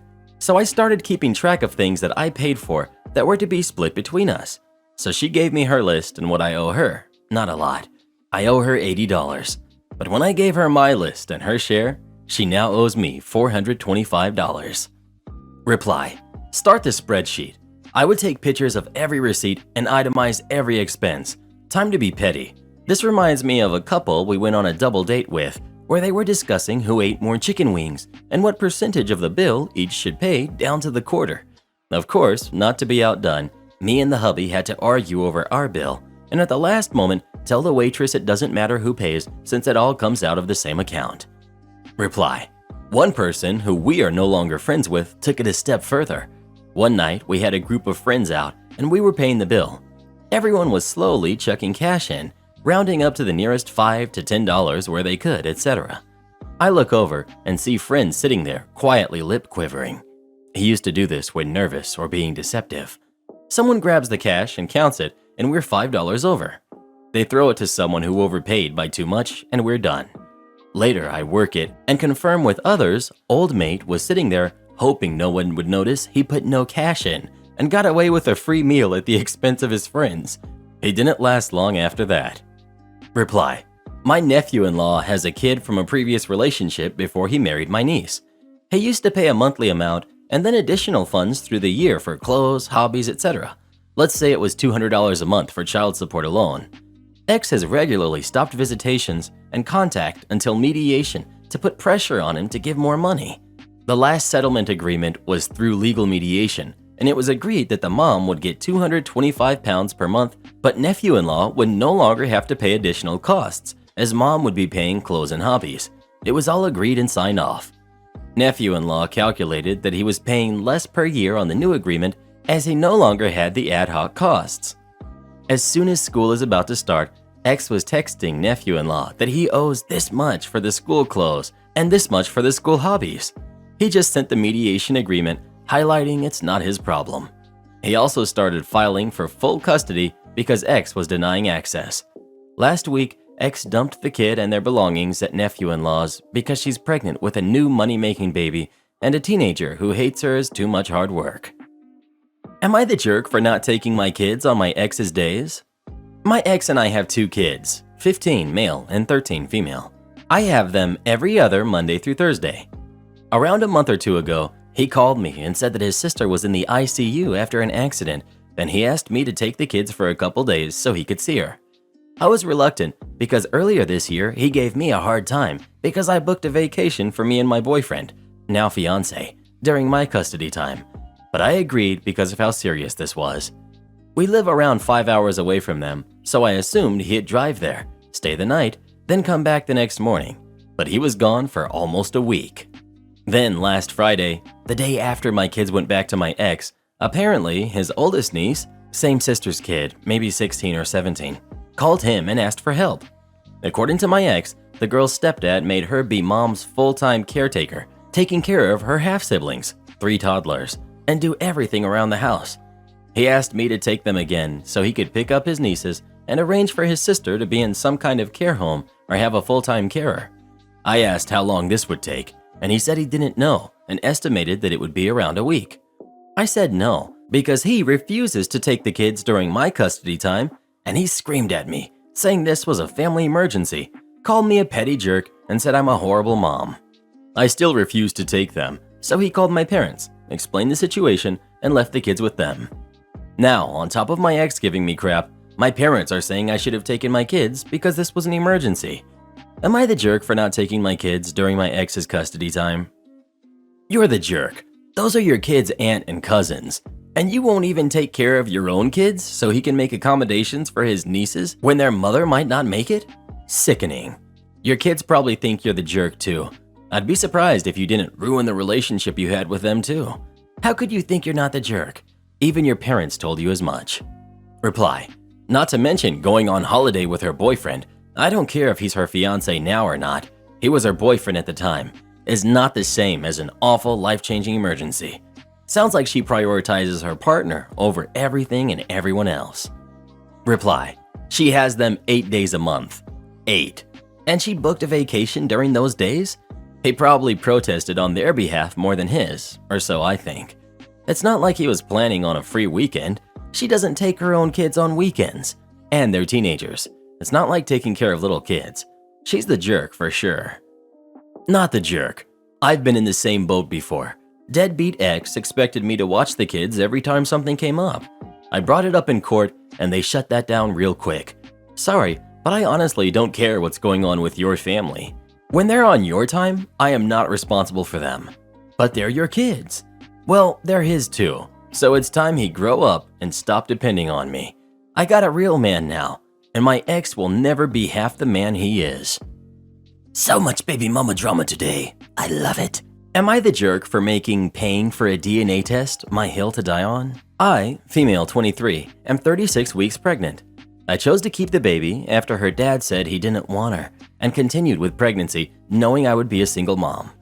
He later contacts me, says he does want to be involved, but it's super wishy-washy, like sometimes he was in a good mood, otherwise he'd lash out. I believe people deserve grace, and that if he wants to be involved, I should allow him, no matter how much he has hurt me. He has made it explicitly clear to me that he does not want to formally pay child support. He's military and his contract ends in October. He will not be moving closer to baby. He will continue on with his life plans to go to college and would only see her maybe once a month. Again, I don't believe you get anywhere by forcing anyone to do anything, so I'm willing to work him into her life, keeping those things in mind. Now, I do know that it is best for the kids, especially in separate households, to have stability and least conflict as possible. So I've been trying to get him to talk about a custody agreement, parenting plan so we can discuss boundaries and expectations and stuff like that. I've been mostly ignored. Today, he finally got back to me and said he wanted a DNA test. I said no problem, but you won't be able to sign AOP or birth certificate until DNA results, and you'd have to initiate that whole process through the AGA office and would have zero rights or responsibilities until then. And that if that was the case, I wanted her to have my last name. I also sent him a link to a prenatal DNA test lab where you get the results in 3 days, but said he would have to pay and schedule the appointment. He said he at most would pay half. If I am claiming it's his kid, I should pay for it. He said at most he would pay half. If I'm claiming it's his kid, I should pay for it and schedule the appointment. I said no, absolutely not. I know he is the father, and to me, him being legally tied to her doesn't make any kind of difference. Am I the jerk for not backing down and paying for half of the DNA test? In my point of view, if he has not paid for anything to do with baby, and he really isn't planning on it in the future, from what I have gathered, and I'm tired of dealing with him, and would rather him not be involved at all. But maybe that's selfish to the baby. I don't know. The response has definitely helped me reframe my way of going into this. My goal is to be the best possible mother and support for my kid. I erroneously thought that by being as kind as possible to her father, male 23, my ex-boyfriend, it would help him be in her life and thus she wouldn't lack a father. Also, I already have spoken to 2 lawyers previously and planned on submitting a formal custody agreement right after her birth, but wanted to talk to him about the terms to make sure we both agreed to try and keep things as friendly as possible. I understand that this kind of person was only taking advantage of that. I will protect my baby from his indecisiveness and fight for her rights to child support and fight for full and sole conservatorship. If he wants more rights, he's simply going to have to work for them and prove he deserves them. And she will have my last name. Not the jerk, but your casual attitude may come back to bite you later. If he wants anything to do with this kid, you should have a formal agreement. You can choose whether or not to enforce it, but it may protect you in the future if he decides that he wants to be more involved in her life for some reason. Part of your agreement should be he pays for the DNA test. OP. I agree. That's why I think it's so important to talk about a parenting plan and custody agreement before she gets here. I plan on submitting one to the court system if he does end up getting the DNA test and signing AOP. I did want to be considerate and see if we could come up with compromises beforehand so that it would be something we both agreed on and wouldn't be too much of a legal battle. I just don't think that's realistic with his attitude. Everyone sucks here. You need a reality check. In your effort to come off as easygoing, you're hurting your kid. Those laws are in place for a reason. They protect you, him, and most of all, your kid. Good for you for setting a hard boundary and stick to your guns. Go through the proper channels. He wants a selfie kid. He wants a baby to parade around on Instagram and show what a good father he is, but none of the tough stuff. You will be the one up with this baby all night with ear infections. You will be the one dealing with financial difficulties when there's no formal agreement in place because you didn't want to force anything on him. You don't get to cherry pick which stuff you want to be involved in. Good fathers and mothers are praised for being such because they are willing to make the sacrifices and tough decisions. You're the jerk towards your child and yourself. You sound like a pathological people pleaser who's giving away all of your decisions and your power to some flaky jerk at the expense of your kid and yourself. You're being a doormat. I think you may have serious self-esteem issues and consider yourself to be unworthy and undeserving of anything from the man who knocked you up for the sheer audacity of getting pregnant. You don't even feel entitled to give your own name to your child you birth. This is truly baffling. My God, woman, wake up. You're about to be a mother. Get assertive to protect the life you're making. You either insist that this dude commits to being an emotionally and physically present father who pays support and gets actively involved, or you cut him completely out of your life. No last name, no rights, no visitation when he feels like it, and no access to the kid, ever. Right now, you are setting up your kid to develop an anxious attachment disorder, which occurs from having inconsistent caregivers in early childhood, and it's a tough burden to carry. Stop giving away your power to the man who doesn't respect or care for you, and get real. Boss excluded me from a meeting about my clients, ended up having to deal with a very irate customer. So as always, a little backstory to set the scene. I work organizing private travel for ultra-high net worth individuals, generally focusing on European travel. About a month ago, I handed in my 2-month notice as I'd found a new role elsewhere after 2.5 years of dealing with my narcissist manager's constant passive-aggressive needling and bullying. Quick introduction to the characters in this story. Narcissistic boss we shall call Napoleon. I'm sure you can make the connection there. Client we'll call Dingo. So as mentioned, a couple of weeks back, I handed in my 2-month notice to leave the company. One of the first things Napoleon asked me to do was to put together a full handover of my client list with a bit of an explanation of their likes and dislikes, regular routes, example margins for flights, etc., etc. As I'm moving to a completely different industry, this was absolutely fine and gave me something to do. This handover went unacknowledged for about 4 weeks while I wrapped my stuff up and spent a lot of time sitting around doing sod all.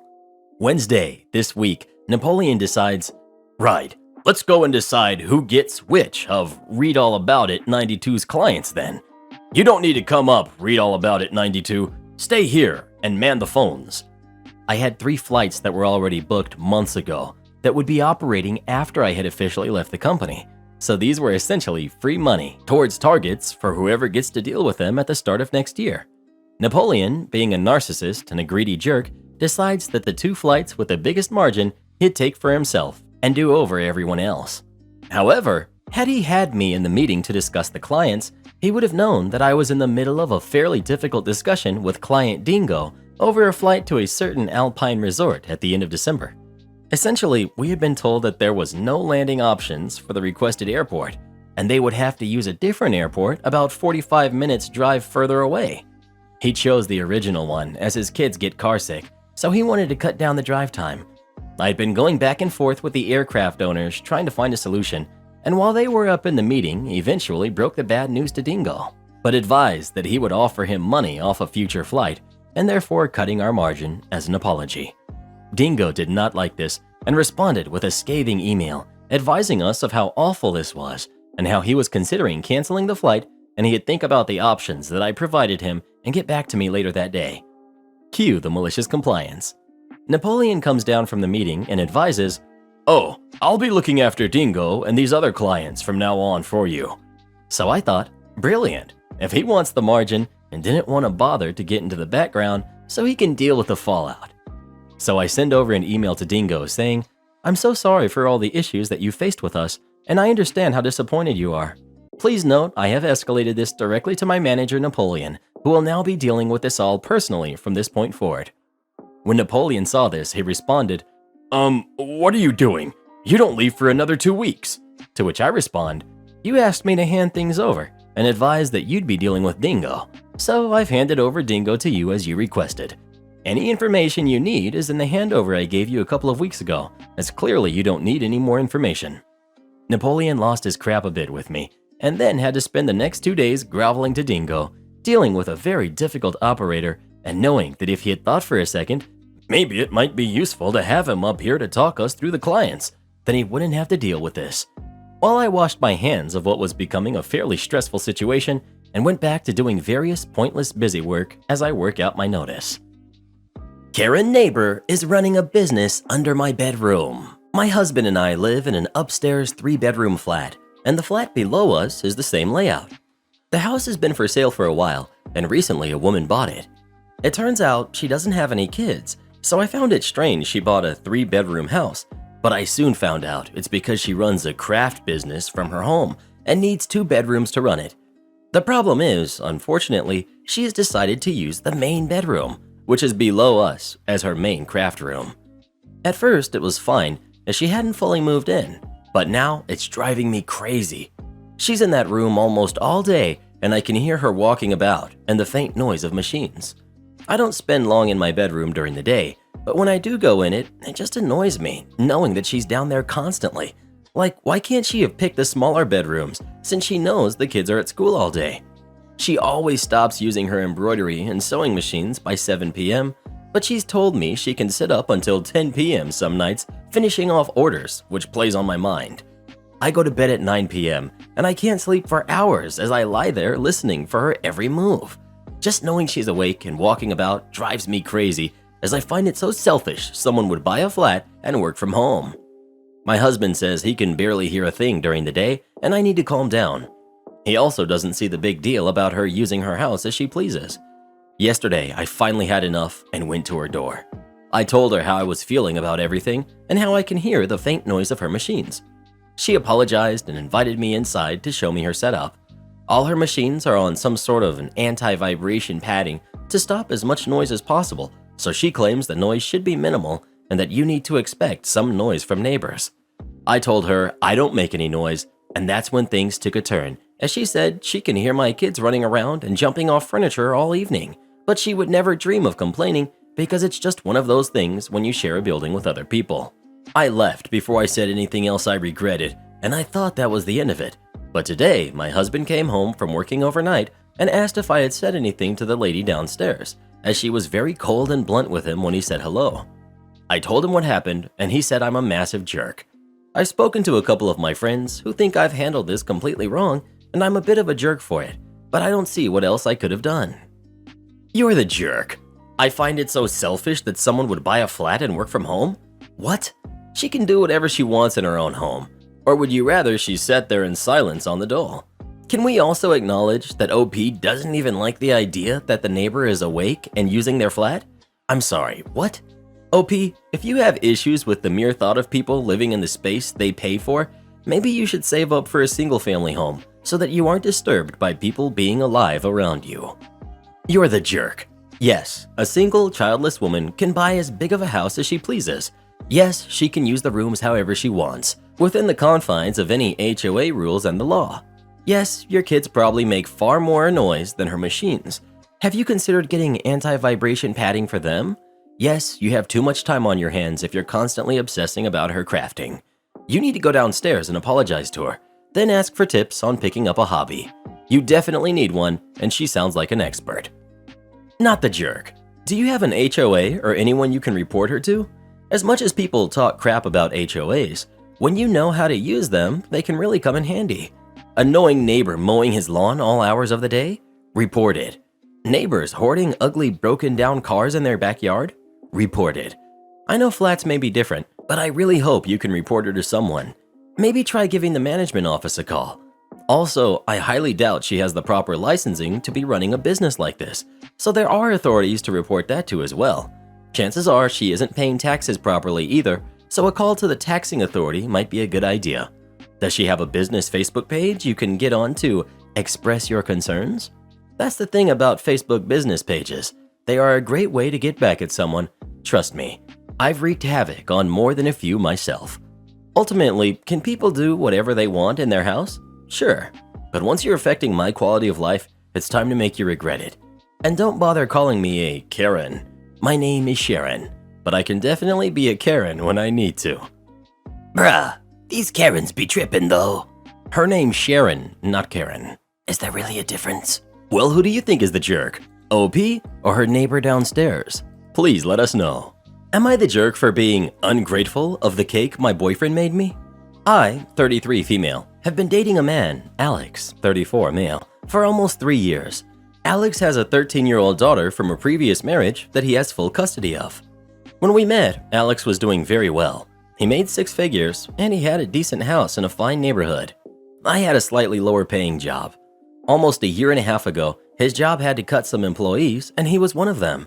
He had to take on a job, and he earned much less than he had before. I moved into their house 5 months ago. Since I moved in, I've helped with a lot of the bills, usually half or more of them. Yesterday was my birthday.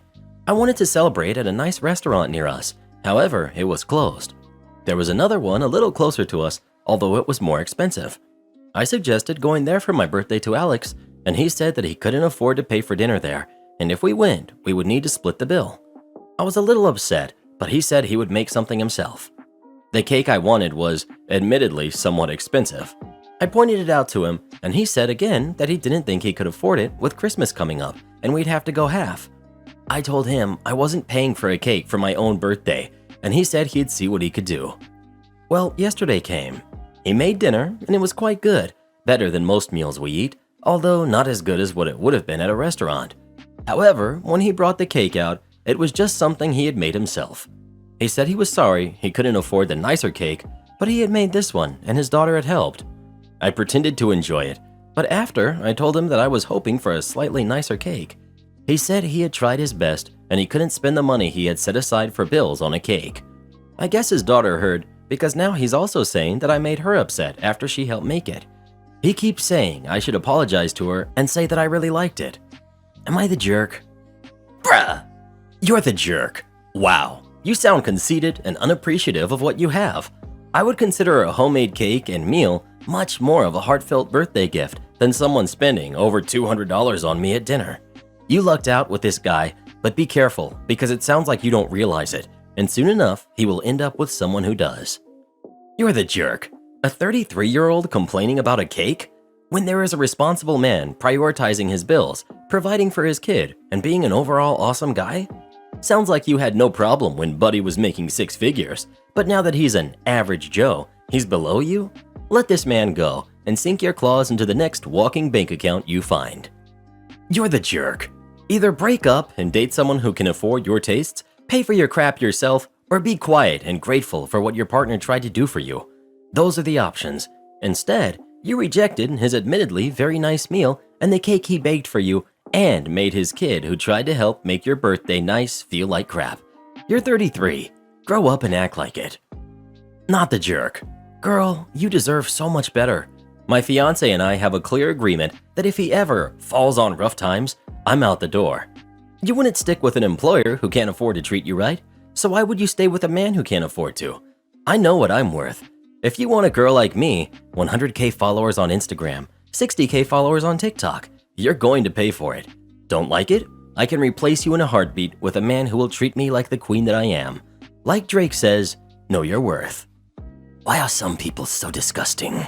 Well, who do you think is the jerk? OP or her boyfriend? Please let us know. Some of these stories legit make me upset, and I love it. Am I the jerk for giving the PS5 my husband bought to my nephew? I'm a 35-year-old woman, and my husband is 37. I discovered the other day he had bought a PS5 as a gift for himself, but the thing is, he used my money to do so without my permission, using a portion of my emergency savings that he had access to, in case of, an emergency. which I do not believe being able to get your hands on a new video game console classes as. This led to a huge argument, and I took the console away and reboxed it up. I debated on returning it to the shop for the money, but I know my sister has been struggling to find one for my 13-year-old nephew for over a year. So instead, I wrapped it up and took it around to hers and put it under the tree and quietly explained what it was and what had happened. My sister then gave me the money for it. My husband went ballistic, shouting and demanding I go get it back, which I of course refused to do, telling him, as it had been bought with my money, it was my choice what happened to it. He is now sulking and refusing to talk to me and acting like a huge baby. Edit. For anyone curious about our money situation and why I'm so angry, we each put half our salary into a communal family fund for the house, bills, groceries, etc. The other half is ours to play with as we want. My husband always blows through his and never saves a penny. Half of my expendable money goes into savings for emergencies as I'm more realistic. Second edit, stating here because of comments. He refused to pay me back as it was an emergency. Third edit, I've emptied the emergency account that he has access to and put it all in my personal account that he does not have access to, including the money I got from my sister for the PS5. Not the jerk. No idea how any sane person can read this story and think, yep, dude was 100% in the right. On the flip side, I have no idea how anyone can stay with someone so incompetently stupid as OP's husband. I get that certain factors play a role in not just instantly divorcing or dumping someone, divorcing being a hassle, kids, etc. But good lord, learn to value and respect yourself. Someone nearing 40 with no ability to save money, steal money for a game console, and categorically refuse to admit fault or apologize deserves no charity. Seriously though, how do people like OP's husband get people to marry and stay with them? I totally get that some partners flip a switch after marriage and become monsters, but there are daily posts on here of people with 6 months into a relationship describing just massive red flags about their partner and still wondering if they are a jerk or not. We need more education in our lives about loving ourselves and not settling with jerks. If you've been with someone for 7 years and they've been lazy and selfish the whole time, nothing is going to change in the future. Reply, man, what's the deal with all these man boys and their gaming? It's a hobby. Not everyone has to go fishing, hunting, hiking, camping, etc. Reply, I just keep seeing all these threads about men neglecting their wives and families, taking money from savings, and more often than not, it's video game related. I'm not saying men who don't play games aren't guilty of those things too, but it seems like there's an extra degree of immaturity in the stories where the man is a gamer. Reply, and then other gamers always come in to defend them. My marriage was almost ruined over gaming, and I had so many people tell me that I can't handle being with a gamer. All my exes were gamers, and I was with my gamer husband for 5 years before I got fed up with his behavior. He even realized it was out of control and got his crap together. He still has his hobby, and we're both happy. I can't stand the type of gamers who justify ruining people's lives over a hobby. Well, who do you think is the jerk? OP or her gamer husband? Please let us know. He's not a true gamer unless his diet consists mainly of Mountain Dew and Doritos. For the Alliance. Am I the jerk for telling my husband that if he wants his spoiled brat of a daughter to come over for Christmas, he can cook? My husband, Rob, and I married later in life, and each have one daughter from a previous relationship. I'm going to refer to my stepdaughter as Maggie. To be 100% honest, I would not have even considered marrying Rob if Maggie had been under 18. She's extremely difficult. I blame Rob and his ex for a lot of it, but some of it seems beyond anyone's control.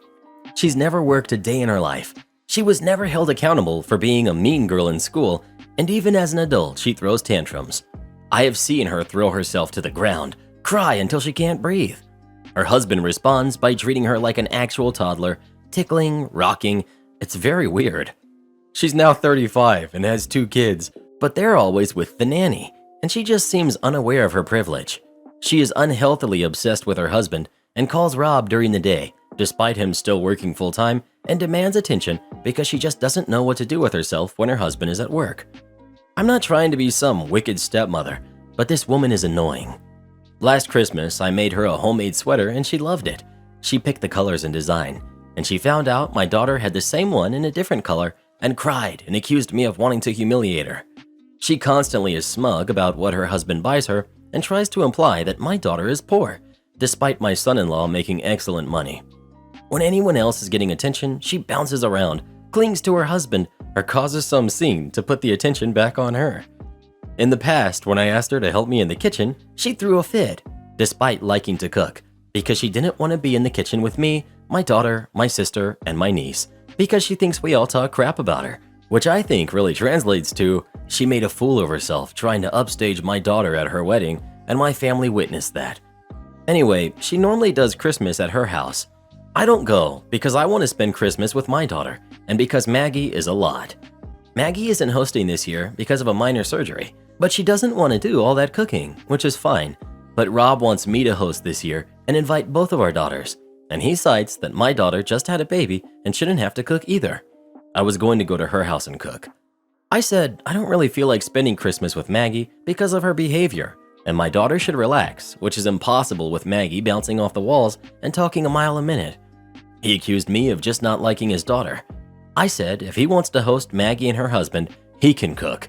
He can't, and I will go to my daughters like planned. He thinks I'm being unfair because it is Christmas and she is his only blood family, and he feels I would be angry if he did the same with my daughter. Edit for all the people asking what Maggie did at the wedding. She wore a very over-the-top dress, which was so beaded and sparkly, even she was uncomfortable at some point due to it being scratchy, and made a joke how my daughter isn't in love, and only like 1% of people can actually experience love, and we aren't deep enough. She threw a fit about that. She was going to pass out because it was hot and demanded food. It was kind of warm, but she has no health issues that should make it so she needs cake that moment or she will get hurt. She complained about the food, complained that my daughter was getting attention, her husband got drunk and was kissing all over her, and she ended the night by loudly announcing that her parents didn't love her enough. Not the jerk. If it were me, I'd go to my daughter's house and cook. Sorry, honey, I have plans because my daughter just had a baby, and I don't want her to have to travel or be around a bunch of people with a newborn. Period. End of story. He would be welcome to either come with me or he could go to his own daughter's house. And if his daughter is so rich, then she can afford to hire someone to cook their Christmas dinner. I'd send a lovely gift with him and a beautiful daughter-in-law card with it so she couldn't say mean things about me. Not that it would stop her, but this is what I would do. Enjoy your Christmas with your daughter and your new grandbaby. Not the jerk. Rob's poor parenting enabled Maggie's unacceptable behavior. Maggie sounds like she is very spoiled and entitled, but she might also have a mental illness that was never addressed. Your response is appropriate. Considering Maggie is a fully grown woman, you don't need to have her in your life. I think you and Rob need to go for counseling, and you should go if he refuses. If this doesn't work out, it's time to consider leaving him. Not the jerk. I absolutely can't believe the amount of "Am I the jerk" posts around the holidays that center around "My husband is upset that I won't cook because of blah blah blah." Then he can cook. Google it. Literally, open your phone or laptop and watch a tutorial. It is absolutely nuts how many guys lose their minds the minute their wifey won't cook for them.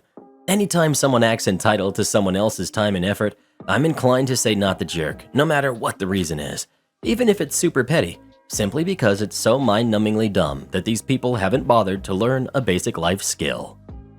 Everyone sucks here.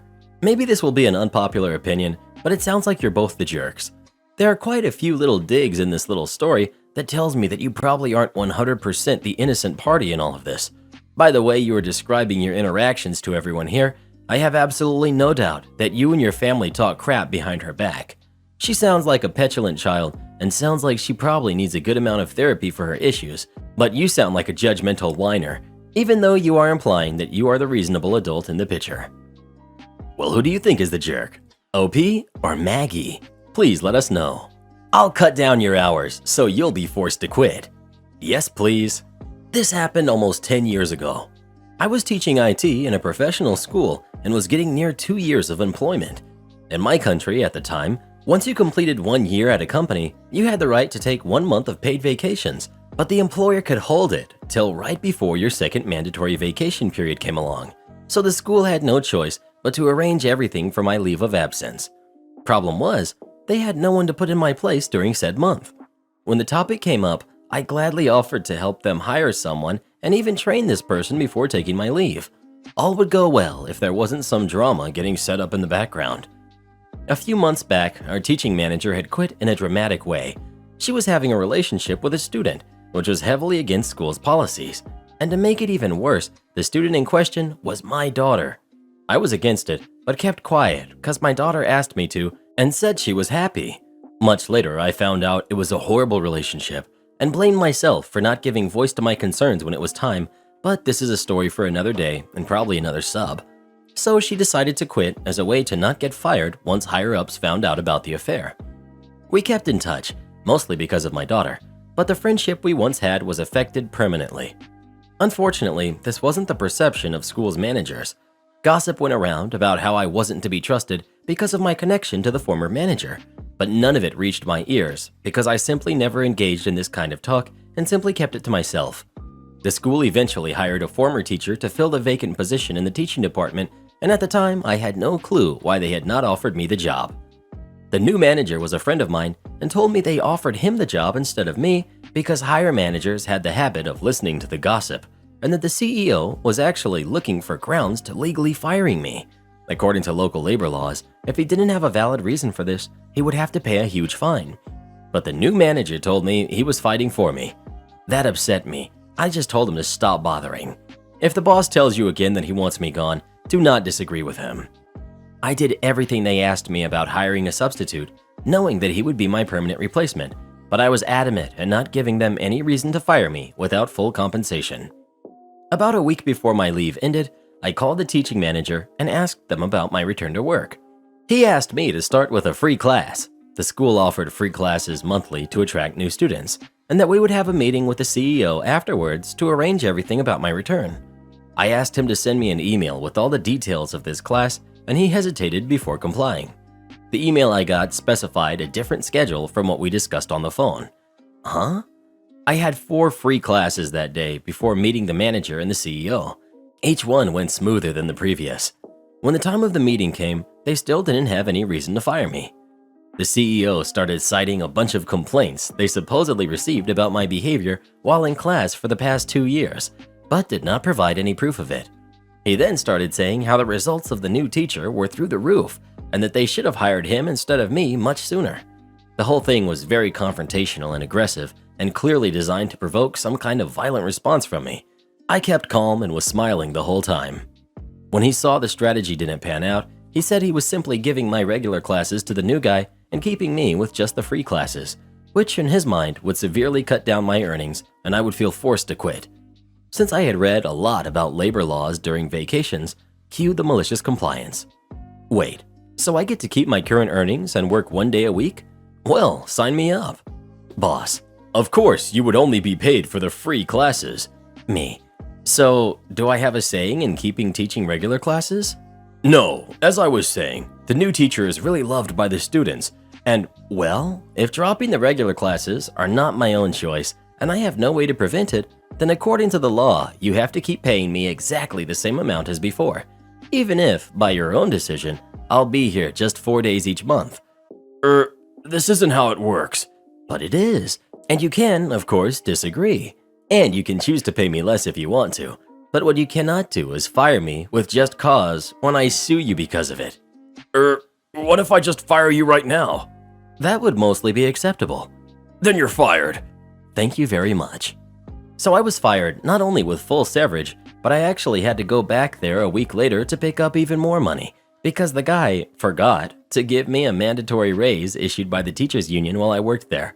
So if he didn't pay the difference retroactively, he would be sued and probably criminally charged. We ended everything with a firm handshake, and almost 10 years later, I'm back at the same company, now as the teaching manager.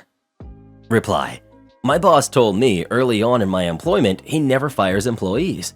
He simply cuts their hours. I told him I wanted about 15 hours per week because I have another job. Well, he saw how competent I am and scheduled me more and more hours. I mentioned it's too many hours, and he told me he's struggling trying to find more employees, so I'll just have to deal with it for the time being. I knew this was untrue. I saw the applications, I saw the interviews. He just didn't want to hire anybody else. My malicious compliance. I started petty arguments with him, started showing up a few minutes late, stopped being friendly with him. Sure enough, he cut my hours. Fortunately, my punishment cut my hours back to exactly how many hours I initially wanted. Reply: a few years ago, I was presented with a choice. a performance improvement plan with goals that were completely unachievable, or to quit with 2 week severance. They presented this to me after lunch and offered to let me go home with pay for the rest of the day to think it over. I surprised them by refusing to go home and refusing to quit. I made it clear that I thought the performance improvement plan was unachievable, but since they were only offering 2 options, I was choosing the plan. They let me go 3 days trying to meet the plan goals before they gave in and fired me. They gave me the severance anyway because I signed an agreement not to sue. Wouldn't have been worth the expense because they believed they had grounds to fire me for cause. I filed for unemployment. Employer denied. I appealed and won. Not only did I get severance, but 5 months of unemployment and severance. They now have an official record with the state of having tried to wrongfully deny unemployment. When I checked about 6 months later, the manager who tried to pull this didn't work at that company anymore. Am I the jerk for being honest with my ex-husband's girlfriend? I was married for 3 years. We divorced 2.5 years ago. The marriage was bad. I was stupid. I ignored a lot of warning signs because I was naive. I got my son out of it, but I also know that might not have been a great thing for my son. My ex was a widower with kids when we met. He seemed ready, seemed like he wanted to date, but there were signs that I missed or ignored or just was too dumb to do something about. I'm not sure. He talked about his wife all the time, had her photos and their wedding photos everywhere. Everyone loved and adored her, and she was this saint in the family, someone who was perfect in every single way, and nobody would ever be as good as her. His kids were especially unhappy about me, but nobody treated me well when I look back. I was compared to his wife, made to feel like I was trying to steal from her, made to feel like I was just unimportant in general. It all unraveled when I became pregnant, and he revealed to me that he never loved or had wanted to be with me, let alone marry me, and he didn't want our baby. His kids sent me off with a big "forget you," saying my son would never be part of the family, and they were right. Someone must have mentioned me to the new girlfriend because she reached out and asked me to be honest about why we broke up and why he wasn't involved. I told her my story and what had happened. She confessed to me that his kids would taunt her, even the one who was in college, that they made her know she would never be accepted or wanted, and he was pressured to be with her. After talking to her, some of his family found me on Facebook and told me it was not my place to tell her anything, and I ruined their relationship because she left him. They said I should leave them alone since they leave me and my son alone. Are they right? Am I in the wrong here? Not the jerk. You saved this woman from being treated the way you were, and that makes you a hero in my book. Block his family. They don't need to be able to contact you. Reply. I disagree a little. OP didn't save the new girlfriend. The new girlfriend had a reason to gather info, did that, and saved herself. OP was kind enough to be honest, yes, and I'm sure she was. Thank you, OP. That didn't change the new girlfriend's mind though, and OP is not accountable for the fallout in any way. Give my kid your PS5 or you've ruined his Christmas. So the other day, I, 30 male, got lucky and managed to get hold of a PS5, which are like gold dust in the UK at the moment. Work has been ridiculous this year, and my PS4 broke a few months back. To say I'm hyped for it and some holiday downtime is an understatement. The console finally arrived the other day and was left with my neighbor. I knocked on the door, thanked them for taking the parcel, and exchanged some pleasantries. When she casually asked if it was anything nice, I told her it was a PS5. We had the usual small talk, and I went back inside, thinking nothing of it. Later, we had a knock on the door from her husband, who's about 38. He said his wife had mentioned I'd gotten a PS5 and they wanted one for their 7-year-old son. It was all his son wanted this year, and it's been a tough year for his son as he's not been able to see his friends much. So, would I consider selling it to them for what I bought it for? I said I understood, but I really didn't want to sell it as I was looking forward to playing it. That's when things got a bit weird. He huffed a little and said Christmas should be about kids, and I should really consider how hard it's been for them, and offered me an extra £50. I said I wouldn't be selling it for any price. I wasn't looking to make money on it, I just really wanted to play it. He left, but said he hoped I'd reconsider as, "You and I are a bit old for video games anyway," and walked off. End of story, I thought. The next day, he comes over again, this time with his son. He said his son really wanted to see the PS5 he had heard about. The boy then said to me that's what he really wanted for Christmas and hoped Santa would get him one. I replied that hopefully he would, but it's really busy for him this year, so he might have to wait a little longer for it. But if not, I'm sure he'd get something nice instead. Another day passes, and my fiance said they had posted something weird on social media about, there's a neighborhood group, how they had thought 2020 would have made people less selfish and more giving. But they were disappointed in their neighborhood, which had forgotten community spirit, and how people should be more thoughtful towards the kids in the streets, given how much they've all suffered this year. Off the back of it, my fiance asked if I should sell them the console, just to keep the peace. Later in the day, they came around again to tell me that I had promised their son he'd be getting a PS5 for Christmas, and now it would be ruined if he didn't get one. She said that I am an adult and should be thinking of kids at Christmas, not acting like one playing video games, and that I was being unbelievably selfish and cruel. He added that he didn't know why we could enjoy Christmas knowing we were horrible people that had ruined a 7-year-old's Christmas. Now, I've also heard from some people on the street that they've been talking crap about us to people, though most neighbors are just staying out of it, but we're definitely getting some daggers from the mums who lunch crew. We live in a super nice neighborhood, but it's firmly middle class, lots of private school kids called Hattie and Sebastian, etc. We're definitely the youngest on the street and the weird childless couple, which I don't think PS5 Gate is helping with. My fiance just wants to sell it to them to end it, but I'm still trying to hold firm. Honestly, I feel like I'm losing my mind at this point. Karen loses it over the Baby Yoda socks I bought her for Christmas. For Secret Santa, I got Sarah, who put down a bunch of books that she wanted, as well as other things like socks, tea, and candy. I was a little disappointed, to be honest, because I really like to shop for people and give really cool gifts, and these were just a bunch of blah things. When I looked up all the books to get her, I found out that they were all romance novels. I felt kinda cringe buying her romance novels, so I looked at the common themes and found a really good fantasy novel to buy her instead, called Warbreaker by Brandon Sanderson. It has a romance in it too.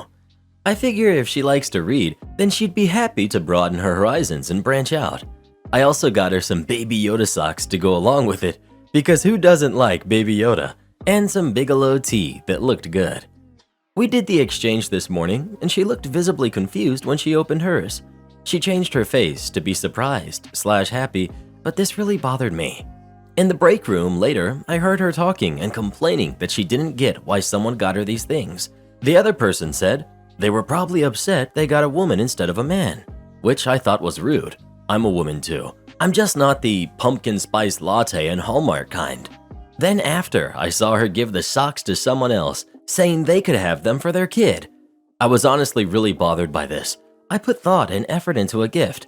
Am I the jerk for getting her something to branch out of the humdrum romance genre and Baby Yoda socks? I thought everyone liked Baby Yoda. Yes, you're the jerk. But you will probably never understand why, so there's not much point in this. Still, I'm going to say it anyway. What the heck is your problem? Why do you feel it's your job to shame people for what they like? She literally put what she wanted on a sheet of paper, but you decided you knew better. Of course she was disappointed. The whole point of putting things you like down when doing these things is so people can receive something they actually want, instead of some dumb stuff that they don't even want. Congratulations on wasting your money and disappointing someone for no reason. Maybe next time stop being condescending and let people enjoy things, or don't participate. You're the jerk. You didn't put in time and effort for a gift for this woman. You put in time and effort for a gift for you. She told you her likes. You read them, judged them, and decided you needed to change her. Honestly, your comment about not being a pumpkin spice latte and Hallmark kind of woman screams pick-me energy. You're not better than her for having different interests. Spend less time judging your coworkers next time, and instead listen to what they tell you they like. Gift giving should be catered to the gift recipient, not the giver. Not the jerk. She should have just been grateful. If you got her a can of beans or something, then I would understand. But when someone doesn't appreciate Baby Yoda socks, it speaks volumes about who they are as a person. I myself am an avid Star Wars fan, but know plenty of people who aren't exactly fans, but still love Baby Yoda. Why do they love him? Because he's super adorable. Again, your coworker is probably not a nice person at all from the sounds of it. To be honest, she sounds insufferable. If my Secret Santa got me Baby Yoda socks, we'd be instant besties. Well, who do you think is the jerk? OP or her coworker? Please let us know. If I hear the words Baby Yoda one more time, My principal tried to get me fired, so I got her fired from the district. I was in my mid-20s, fresh out of grad school and ready to start my teaching career.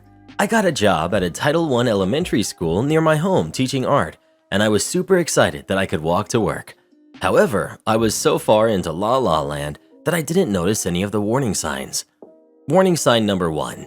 It was a week before school started, and I had called and emailed the school office staff and my principal to ask about getting my keys and a badge so I can start seeing what I needed to do to get ready for the school year. No response and no answer from either. So I called the district office and asked when and where I could pick up my keys and badge. 2 days before school starts, I get an email from my admin that I should have been more patient and not have contacted the main office about my keys and a badge. I finally got everything and was able to get into my room and was horrified with how much I had to get done.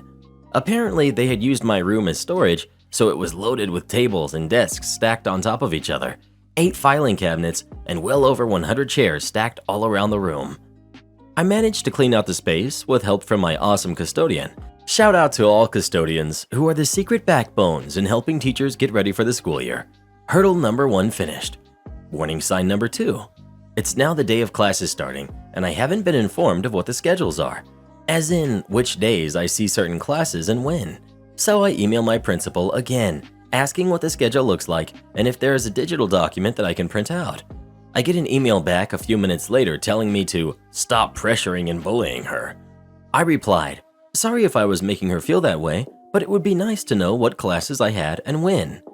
This leads to warning sign number 3. It's 8:10 a.m., not 10 minutes after school started, and I finally get my schedule, only to find out that I have 2 classes at the same time. Note, my school isn't huge, but we still had 14 classes serving kinder through 6th graders, so I was having at least 46 kids in one classroom by myself. Moreover, I had 7 45-minute periods a day and saw every class every day of the week, with only a 30-minute lunch. My lunch was when I was on lunch duty. I asked my principal if there was any way we could adjust the schedule so I had time to plan and get the classroom ready for the next class and wouldn't lose instruction time getting things ready as the new class was coming in. I got yelled at by her with a class waiting outside saying it was my first year teaching and I didn't know what I needed and needed to just deal with it. Well, I decided not to just deal with it, and I read the teacher's contract for the district. Come to find out, we had a section about classroom size. It stipulated that if you had a class over 30 students, you get to have an educational assistant to help you with the class.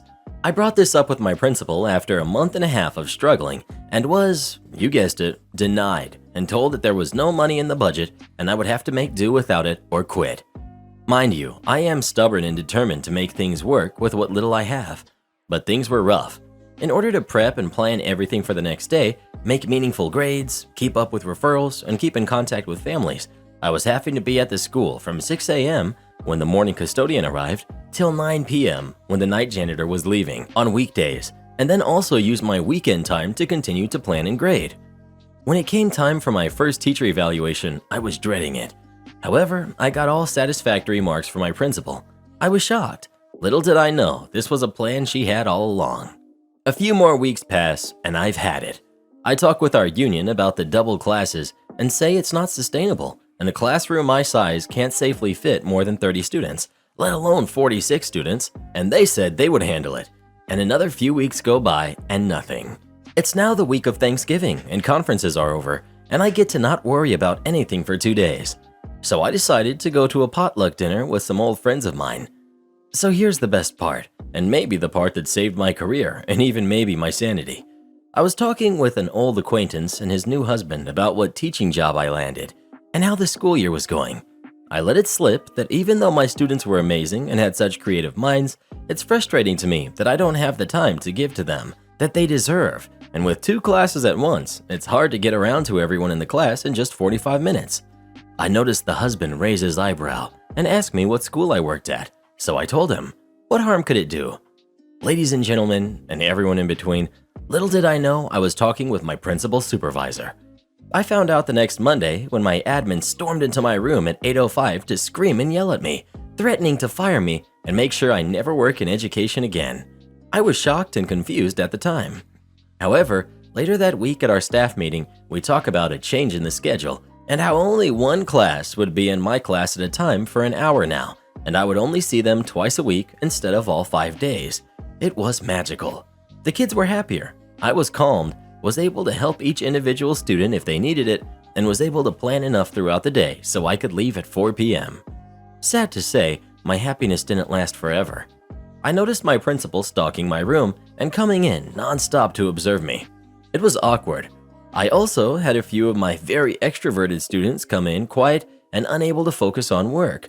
But when I asked them if everything was okay, they would burst into tears and say, "I don't want you to go." Being confused, my response was always, "Oh, don't worry, I have absolutely no intentions of going anywhere. You are all the best students a teacher could ever ask for," which would cheer them up for a while, but then they would come in next week, be upset again. It all clicked when the day before we left for Christmas break, my principal came into my room with one of her minions, who was our building union representative, to tell me I was being put on a teacher support plan. This plan was to evaluate whether or not my contract with the district would be up for renewal at the end of the school year. I was shocked, and my union rep just laughed and walked away giggling with our admin. I felt sick and unable to feel any emotion. It wasn't until I got home and read what this plan detailed was I seen red. I had hit my breaking point. This is when I started to formulate a plan of revenge. Some things to note. Our principal liked to come into school whenever they felt like it. She would be anywhere from 7:45 a.m., our actual contract hours, to as late as 9:30 a.m. She once showed up at noon without telling anyone. I also knew that she had kept renewing a certain after-school care contractor that wasn't free to families, but they got money from district to offer it for free. I also knew that this person running the after-school care was dating and living with our principal. So during winter break, my acquaintance and his husband called and asked if I was free to get drinks over the holidays. I love a good cocktail, and I needed one. When we met up, I wanted to talk about anything other than school stuff. I just wanted to keep my mind off of school drama. But the new husband brought up if things were better after he had talked about the double classes. That was when I found out that he was her boss. I asked, "What do you mean? You talked to my principal? How do you know her?" New husband, "Oh, you didn't know? I'm the supervising administrator for that cohort of schools." My jaw dropped and I started to hyperventilate. The husband was startled and asked what was wrong. So I told him. I told him everything. How she yelled and threatened to get me fired. How she put me on this support plan and how she just kept observing my class without notifying me. His face went from a concerned look to surprised Pikachu face to red with anger. He told me, "I really always had a bad vibe from her and always wondered why there were always so many new teachers at that school every year. What else can you tell me about what's going on?" I hesitated to tell him everything, but my acquaintance told me not to worry. He has seen this look before and that he was on my side. So I told him everything. They both just sat there awestruck, unable to speak about what they were hearing. Anyway, after break is over, I'm dreading coming back to my class, but I don't want to miss seeing my students, so I push on. I'm walking in the hall to my mailbox and I see a few of my students that had cried and told me that they didn't want me to leave. They ran up and gave me the biggest, longest hug ever, saying, "You're here, you're here." Me, "Of course I am. I wouldn't leave the best students ever, now would I?" Students, "But principal said that you were going to leave us because you didn't want to be here, and we should give you trouble before you left." Me, trying to hold my rage. "Oh, maybe she's talking about how I was leaving to visit family over the break. No need to worry, I'm still here." Yes, y'all, this wretched person tried to purposely make kids misbehave in my class to write me up for not having good rapport with my students. I was beyond livid. So next time I have class with that student, I asked them if they could make a comic book out of the conversation they had with my principal when she told them that I was leaving, and make an ending he wanted. Phase 1 started. Phase 2. I contacted my boss's boss and told him, per my contract, I wanted another admin to accompany my principal's teacher support observations, and I wanted it to be him. He said absolutely, but not to tell my principal just yet. The first day of my observation comes, and she walks in without a notebook or anything to take any sort of notes, looking proud of herself like she's about to get away with firing me. She is shocked and confused when her boss walks in with a laptop and sits next to her and starts typing notes about how I'm doing. She stumbles around and comes to ask me for a notepad to take notes, and I tell her I don't have an extra notepad, but I do have some poster paper. we were making a movie poster of a movie we would star in to go with our comic books, and that I hope you can be better prepared next observation as to not disrupt my class and take time away from their institutional time. Her boss just smirked. Phase 3. I was now calling my new best friend, her boss's boss, whenever she was late getting to school, and he would do a random stop by if he was close. So he was able to document that she was not showing up to work on time and not submitted the paperwork to have it be taken out of her leave minutes. Overall, we got her at least 2 times a week for a solid month. I think he even asked someone from HR to come to our school to see for herself at 9 a.m. and she still wasn't even there. Now time for phase 4, which was my favorite one, getting the parents on board. I first started talking to parents that seemed to always be late picking up their students. I would chat about it, and they said it was hard to get there on time and they often had to leave early. And when I told them about our aftercare, they would tell me that it cost too much for them. However, I would inform them that since we are a Title I school, that after-school care was free and paid for by the district, and gave her a nifty flyer I made up with the website to fill out the forms and which ones to fill out. This made word spread around to parents paying the contractors directly that it was supposed to be free. And boy, was that a fun PTA meeting to go to. I also made sure the principal knew it was me that informed the parents about that free after-school care program. After this, there were countless investigations at our school, with head administration from the central office stopping by our school, auditors, and our union finally got involved and tried to play the hero/victims of this incident. The outcome. The second half of the year was very chill. My new best friend made sure that my teacher support plan was taken off my teaching record, and my principal was not allowed to do my second term evaluations, nor was she allowed to do any informal observations. The after-school care contractor was fired and taken over by one recommended by the district, and my students were making amazing strides in their posters and comics. At the end of the year, when we were getting our assignments, jobs for next year, my principal made one last attempt to get me to leave and told me, "Our budget doesn't have the funds for an art teacher next year, and that I might want to seek employment elsewhere." I laughed in her face and said, "Nice try. My position is paid for by the state bond and isn't affected by your budget from the district. If there isn't anything else, I'll be leaving now," and walked out. I could hear her slam her desk and start losing it as I closed the door. At the end of the year, I had my one student share his comic book about how the principal told him to give me trouble in class at our school's talent show, leaving the already ticked off parents more ticked that an adult would tell a kid to act in such a way. I even think she had a shoe thrown at her when she ran on stage to stop him from finishing the comic. To the surprise of no one, the last day of school she announced on the intercoms after students had left that she would be resigning from our school to move to a different position where she was needed and that she would miss almost all of us. I came to find out after stalking her on LinkedIn 2 years later that she had to get a job out of the district an hour drive away to get another admin job, but only stayed for a year and then had to step down to teaching English at a different school in another district the next year. And for those of you wondering how my student's comic book ended, well, the art hero rallied the students against the angry principal to make her see the errors of her ways. But the angry principal could not become happy, so she left, and the power of happiness filled the school once again. Finn. Mod reply. This post has been reapproved. Just as a reminder, do not call posts fake without evidence. OP is an art teacher.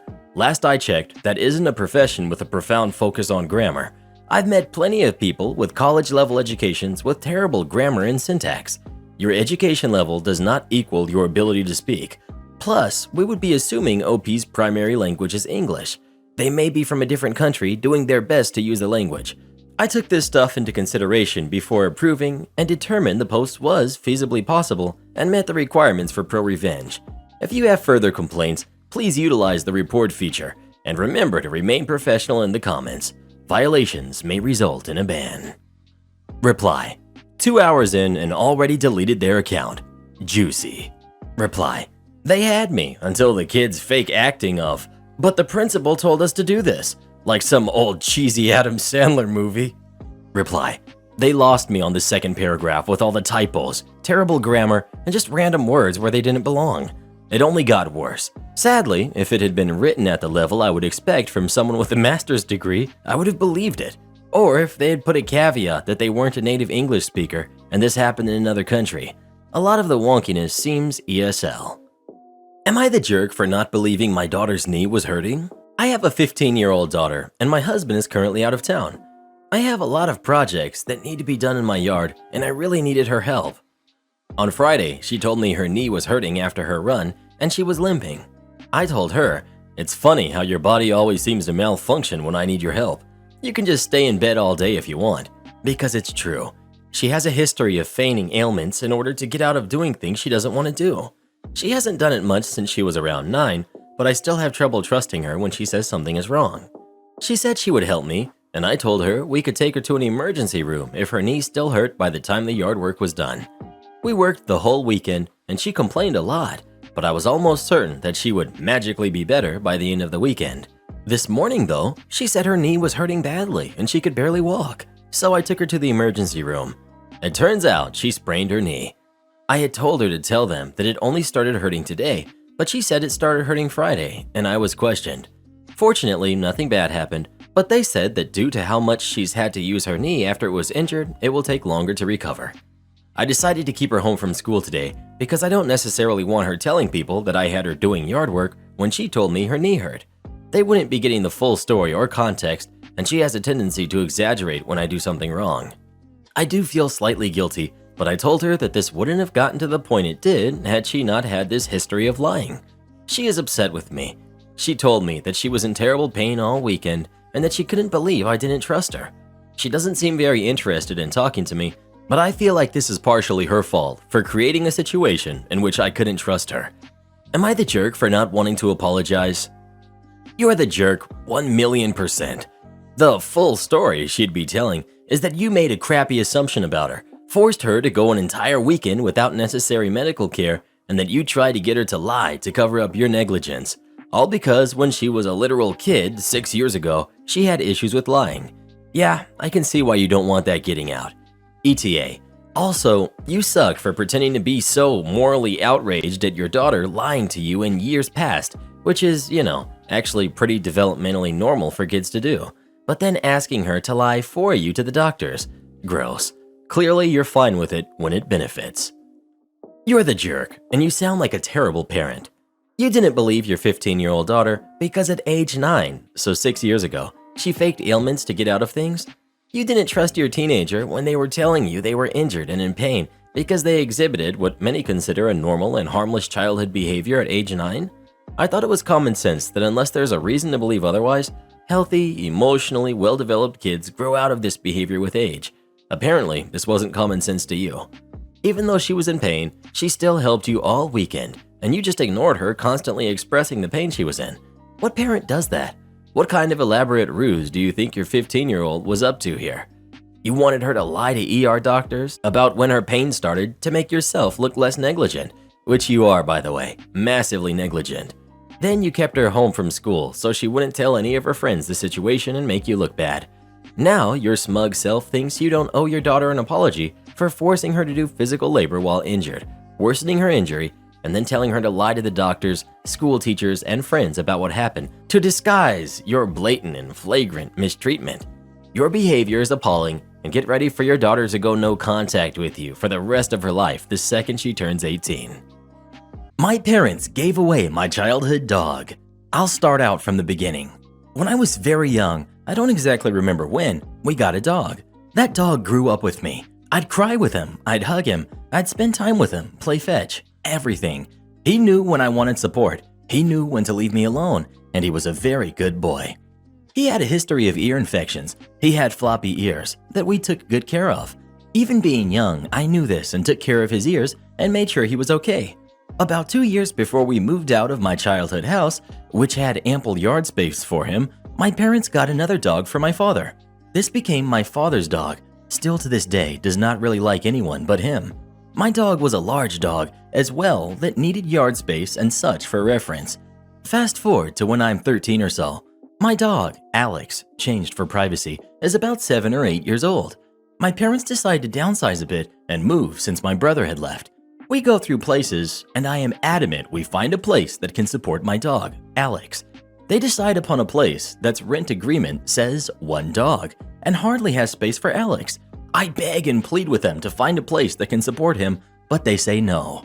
They say the house that we were at was too expensive and they didn't think I'd take Alex on walks, despite me promising to. Their compromise was giving him to my aunt, who had a farm. They promised me he'd love it. I yelled and screamed for days until finally saying yes because they said we'd visit. We move, he gets rehomed there, and they quickly state they will be giving him to another owner. I only got to visit him once. Fast forward a few years, Alex is almost near death, and my older brother finds him and adopts him. I see him once, and Alex passes away. To this day, I've still not forgiven my parents for it. I wouldn't say that I'm angry, but I'm definitely still hurt and upset that he spent so many years with us and passed with a family that he was only with for a few years. I also wonder how his ear infections were treated, because when my brother got him, it appeared no one had treated them and he was almost deaf. It hurt me to wonder how upset Alex was and how much Alex missed us and me. So the question is, am I the jerk for not forgiving my parents? I don't really bring it up that often unless it's an argument where it degrades into talking about past things we've done, but I feel like maybe it is time to let go and forgive them. It's been over 10 years or so since this happened. Edit with more info. 2:05 a.m., December 13th. Everything written above was written with the information I knew at the time of writing it. I spoke to my parents about it before I went to bed last night. They said there were some financial issues and they didn't have a lot of time to move. They said they put Alex with my aunt temporarily to find a good home for Alex, and quickly did with some good friends from work. The reason they stated is, it wasn't fair for Alex to have a tiny yard and not much space. My dad's dog is a small dog and could make do with a small yard. From what I understand, he was placed with a home that loved him dearly. He lived to a good age and my brother got him back before he passed, but my parents aren't sure how. Security guard harasses me for waiting for my ride. So I work at an enterprise with a casino, hotel, and restaurants. I'm a custodian there and I've been for about a year, and every day afterwards, I wait for any of my family members, or if no one's available to pick me up, an Uber to pick me up. I wait outside the main entrance in a specific spot for rideshare pickups. I had my uniform shirt off, but my uniform pants were still on, for obvious reasons. But I don't know if this security guard is new or whatever. But I was on my phone listening to my music and he suddenly came up to me, waving to me. I turned my AirPods off and talked to him. Guard. Hey. Me. Hey, can I help you? Yeah. Can you take your AirPods out? Me. No thanks, I can hear you just fine. I have my music off. Guard. Okay, whatever. You mind telling me what you're doing out here? Me. I'm waiting for my ride. Why? Guard. Oh, okay, I got you. Just wondering. Any reason you waiting here instead of by the employee entrance? Me. Yeah. Uber usually has trouble finding it because GPS doesn't directly lead to the entrance, so waiting here is just easier because this spot is made for waiting for rideshare pickups. So, guard. Okay then. Well, do you have your work badge? Me. Yes, it's in my pocket. Can you put it on? Me. I don't think I have to. Yes, you do. It's policy to have it on. Me. No, it's policy to have it on when you're in the building. I'm not in the building, and I'm not even near the entrance. There's no reason for me to have my badge on. Guard. Okay, fine. I guess if you want to play that game. Can I get your name? Me. I don't think I have to tell you. Guard. I'm not asking you. I'm telling you to give me your name. What the heck?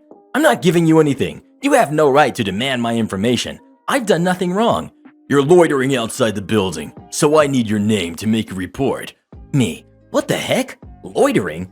I'm waiting for my ride in the rideshare pickup, so obviously I have a purpose. I've been doing this for a whole year and I've had no problems. Plenty of security officers saw me waiting here in uniform and didn't come to harass me. I'm not harassing you. I'm telling you you can't be sitting out here with no business. Me. You're not a cop. What makes you think you can do that? I may not be, but I have a right to protect the people here and the building, and you're waiting in the rideshare pickup that's for guests, not employees. Me. Man, please, I don't feel like dealing with this. I just want to go home. Guard. You're not going anywhere until you give me your information. Me. You know what? Do you have a supervisor I can speak with? Guard. Yes, I do. Me. Can you please get him out here? He called out his supervisor and I waited for him to come out. After about 10 minutes, he came out and talked to me. Supervisor. Hey, so what can I help you with? Me. Hi. So your guard here is harassing me for waiting for my ride in the rideshare pickup that's supposedly not for employees, which I find very hard to believe as I've been working here for a year and always waited here after work. Plenty of guards and cops saw me waiting here and didn't give me any problems for it.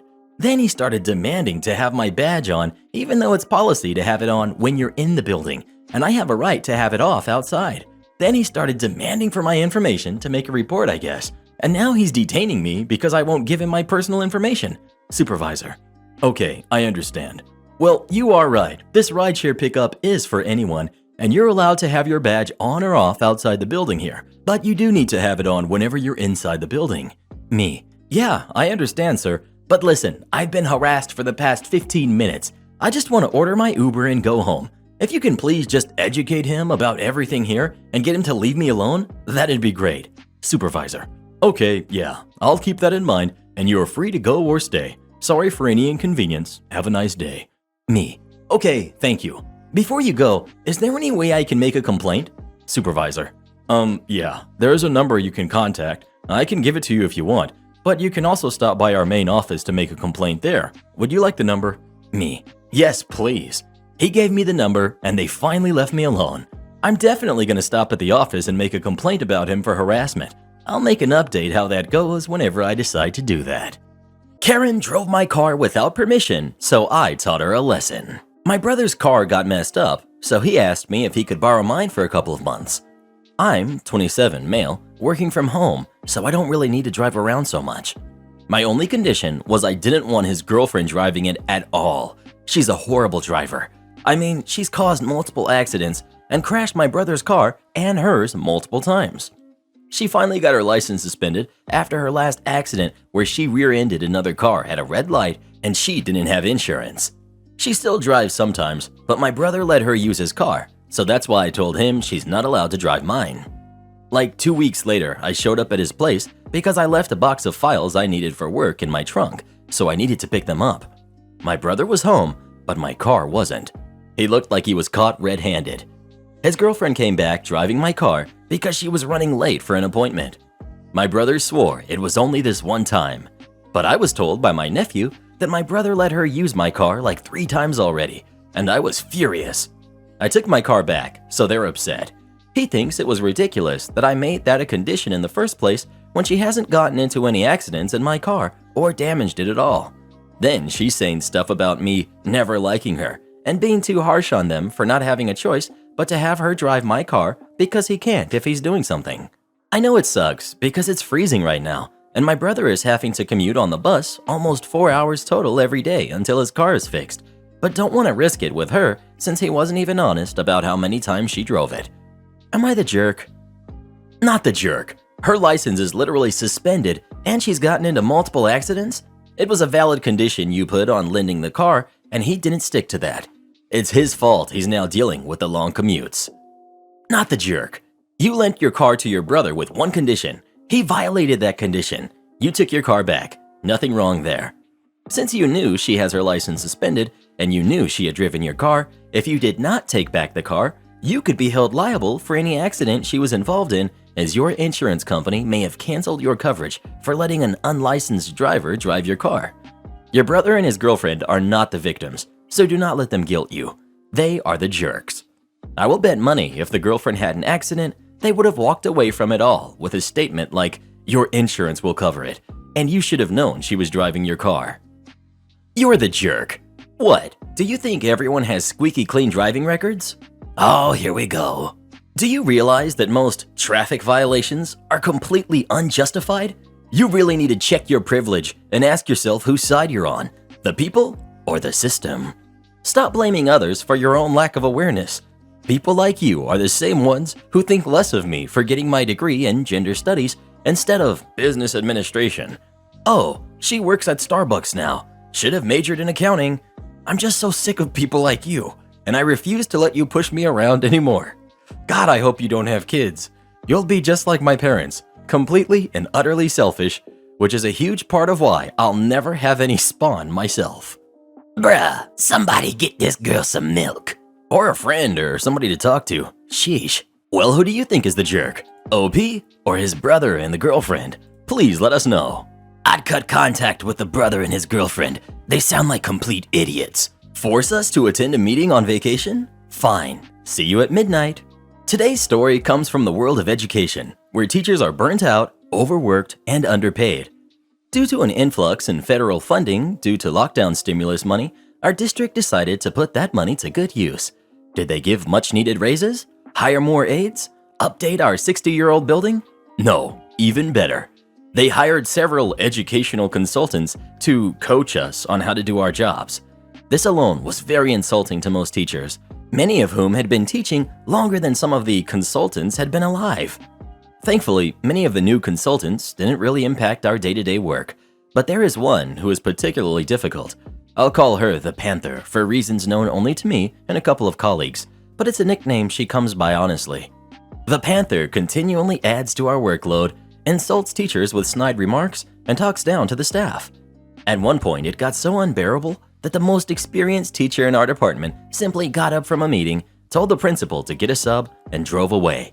One of the biggest issues has been a sharp spike in unneeded meetings as consultants work to justify their contract. We meet to discuss data, testing, plan units, or do everyone's favorite, team-building activities. However, all is finally looking up. As every teacher knows, we are nearing the most wonderful time of year, Christmas break. We will get 2 glorious weeks of not being harassed by students or administrators. Enter the Panther. We received an email at the end of last week from our consultant telling us we needed to have a meeting over Christmas break to plan Unit 4. She told us we could pick the day and time and then send her the Zoom link and she would join to lead it. Needless to say, the department was very unhappy.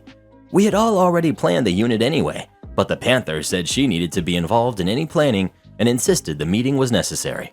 Finally, my department had had enough. She planned the meeting as instructed and sent us all the link for the Zoom session. The meeting was planned for 11 p.m. on December 24th. We all instantly accepted the meeting time and confirmed that we could attend. For some reason, the Panther wasn't happy with the meeting time. She pushed back, griped to an assistant principal, who backed us, and tried to get us to change, but she got the same answer everywhere. You told them to schedule a meeting, so either attend or cancel. She canceled. Reply: Great malicious compliance. I taught upper elementary grades in the US for a few years, decades ago. I rolled my eyes when I realized your story was about the visiting consultants. May I share my favorite visiting consultant story from long ago? This was more than 30 years ago, so I'm fuzzy on the exact wording, but the story is true. My school district spent tax dollars to hire a consultant, Dr. Jones, to come in and lecture us for a whole day of in-service training on how we were not challenging our students enough. In very simple terms, make lessons harder. Exactly 2 weeks after that in-service day, the district spent more tax dollars to hire a different consultant, Dr. Smith, to come in and tell us we were making our lessons too difficult for our students. In very simple terms, make lessons easier. By the last session of the second in-service day, I was puzzled. In the general question and answer session at the end of the day, I stood up and asked Dr. Smith, 2 weeks ago, Dr. Jones told us our lessons are too easy and we need to make lessons more challenging. Now today, you're telling us the opposite, that our lessons are too difficult and we need to make them less challenging. Doesn't this directly contradict what Dr. Jones told us to do? Dr. Smith never was allowed to answer my question. Before Dr. Smith could reply, the director of elementary education stood up from her front row seat, whirled around, and told me in a very angry-sounding voice, Clearly, Mr. Snappyland, you were unable to understand what you were taught last time and again today. We can't waste the whole group's time making these concepts any clearer just for you. She turned around then and told Dr. Smith to move on to the next question. Afterward, several teachers approached me and told me that my question was a valid question, but they had been too afraid to ask it themselves lest they anger the administrators. I never heard about it again from my principal or from any other administrators. Sounds like some schools have complete buffoons working in their administration. Maybe that explains that first "you're the jerk" commenter. Perhaps her school was the one that failed her. Or her parents. She make me want to say, Nice. Am I the jerk for ruining my neighbor's kid's Christmas? Me, female 24, and my husband, male 27, had a new neighbor move in next door in June of this year. A single mother, May, with 2 boys who are 4 and 7. I don't know too much, but I know it was a bad situation, so we offered to lend a hand whenever she needed, doing the occasional babysitting and school drop-offs and pickups, grocery shopping, etc. I'm a stay-at-home mom with a 2-month-old, but recently had the baby at the beginning of December, so he had been able to help out until the end of my pregnancy. With Christmas approaching, I asked if we could buy the boys a present.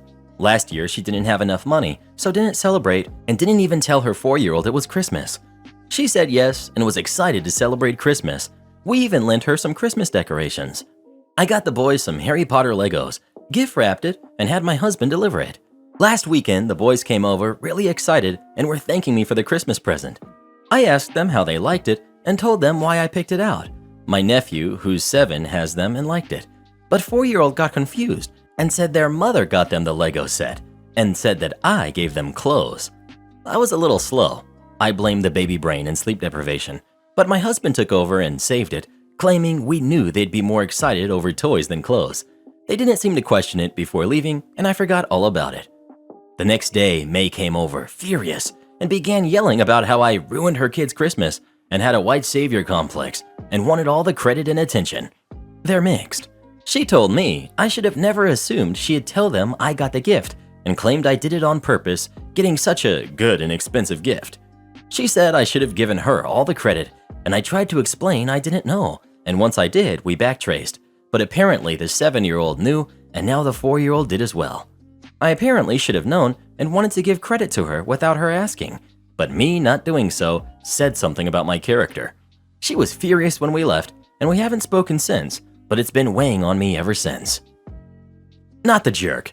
If May wanted to take credit for the gift, she should have said something to you. How the heck were you supposed to know that's what she'd do? It says a lot about her character that this is how she treats her neighbors who went out of their way to make a special Christmas for her kids. Bringing in the race is also not cool, and her trying to make you feel guilty and bad for the fact she got caught lying. I understand it feels terrible she can't afford expensive toys to gift, but you can't expect people to know you're lying when you don't loop them in. Even then, I have mixed feelings about lying about these things. Not the jerk. You did a kind thing, many kind things it sounds like, for a struggling single mother, and she turned it around on you to save face with her kids to cover her lie. I get that she's probably very embarrassed by the money situation, but gosh! She really made herself look bad instead of accepting the help with grace.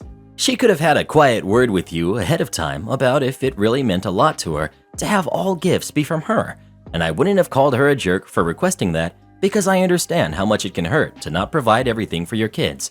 But her response was so out of line. You didn't ruin anyone's Christmas, and it tells you what kind of person you're dealing with. I'd be kind to the kids, but decline to help the family anymore. It seems like all the help that you give her will get spit back in your face. Well, who do you think is the jerk? OP or her neighbor? Please let us know. No wonder baby mama's single. I don't blame baby daddy for running out on her one bit. Come on, Karen, that's not nice. But it's true. Never try to help someone with a super victim complex. They'll always find a way to try to turn you into the bad guy when all you were trying to do was help them. You sound like you speak from experience, Karen. If you only knew. You're not allowed to help your coworkers.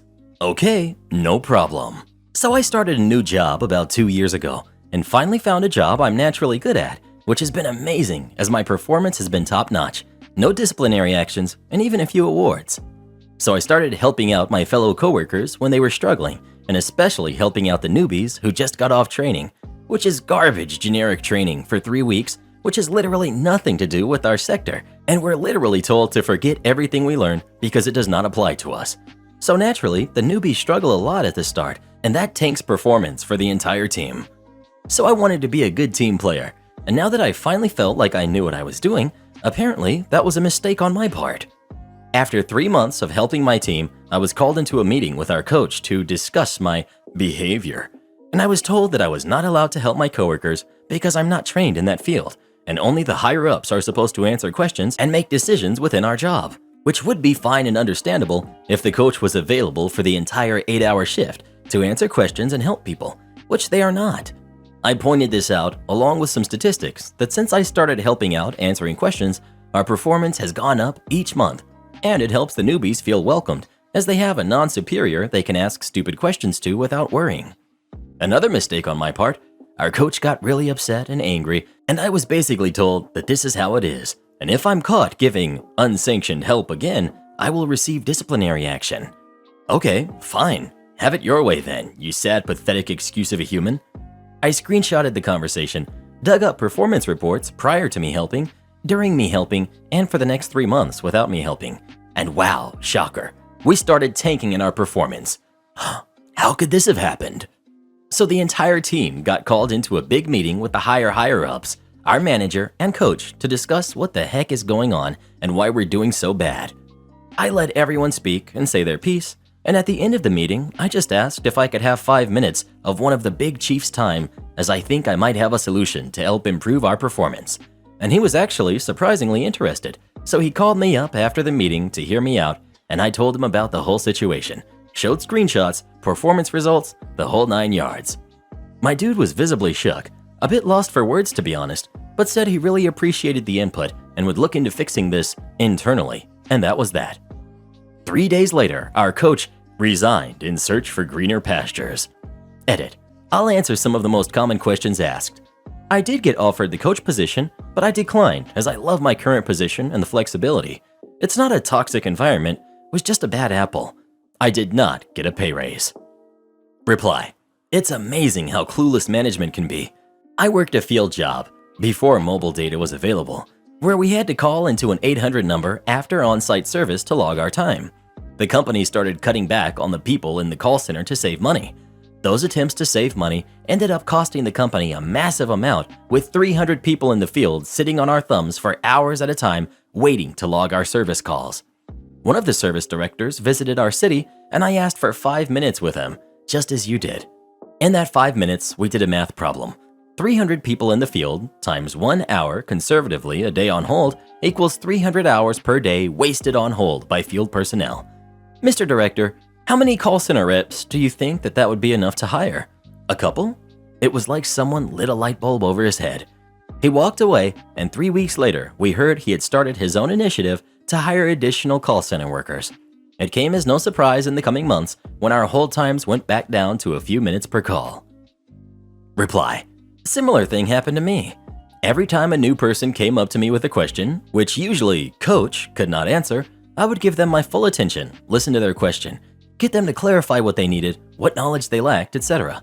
Then inform them that I had been told not to help them, to write up the question as we had discussed it, the lack of knowledge they had, how training had not covered it, nor did documentation, then send it to the coach, the training department, the newbie's manager, the coach's manager. With the opening phrase, "To improve future training and coaching, I wish to point out the following gap in my training and coaching. I have reviewed my class materials of notes, brought the question to the coach, and still do not have a solution." Note, I had usually already sent email to training and my manager letting them know the message from the newbie was coming. Training, when asked, could honestly say, "We are aware of the gap, and it will be addressed in the next round of training and refresher classes," and my manager so he could have my back. After the third one, the coach came to me with a, "What the heck are you doing?" I was told it was your job to help the newbies. You could not help them. I was also told that training was to be kept in the loop for knowledge gaps. So I told the newbies that I couldn't help, but they could help the system by reporting their gap in training and coaching.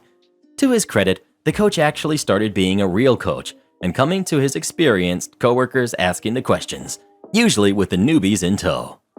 I don't work here, lady. Best Buy edition.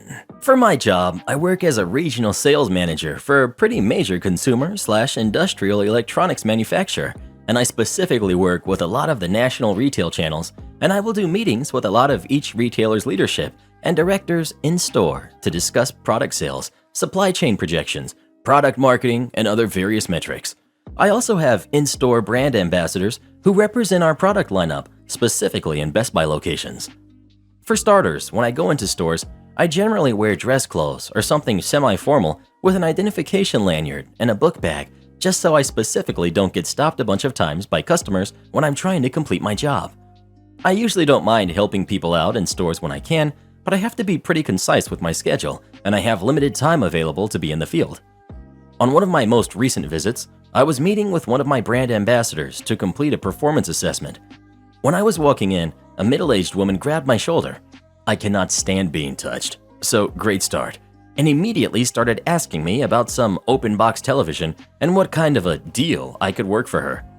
I kindly informed her that I was a store visitor that worked with Best Buy leadership, but I didn't represent Best Buy in any other way, and my brand doesn't sell TVs, so that wasn't my area of expertise.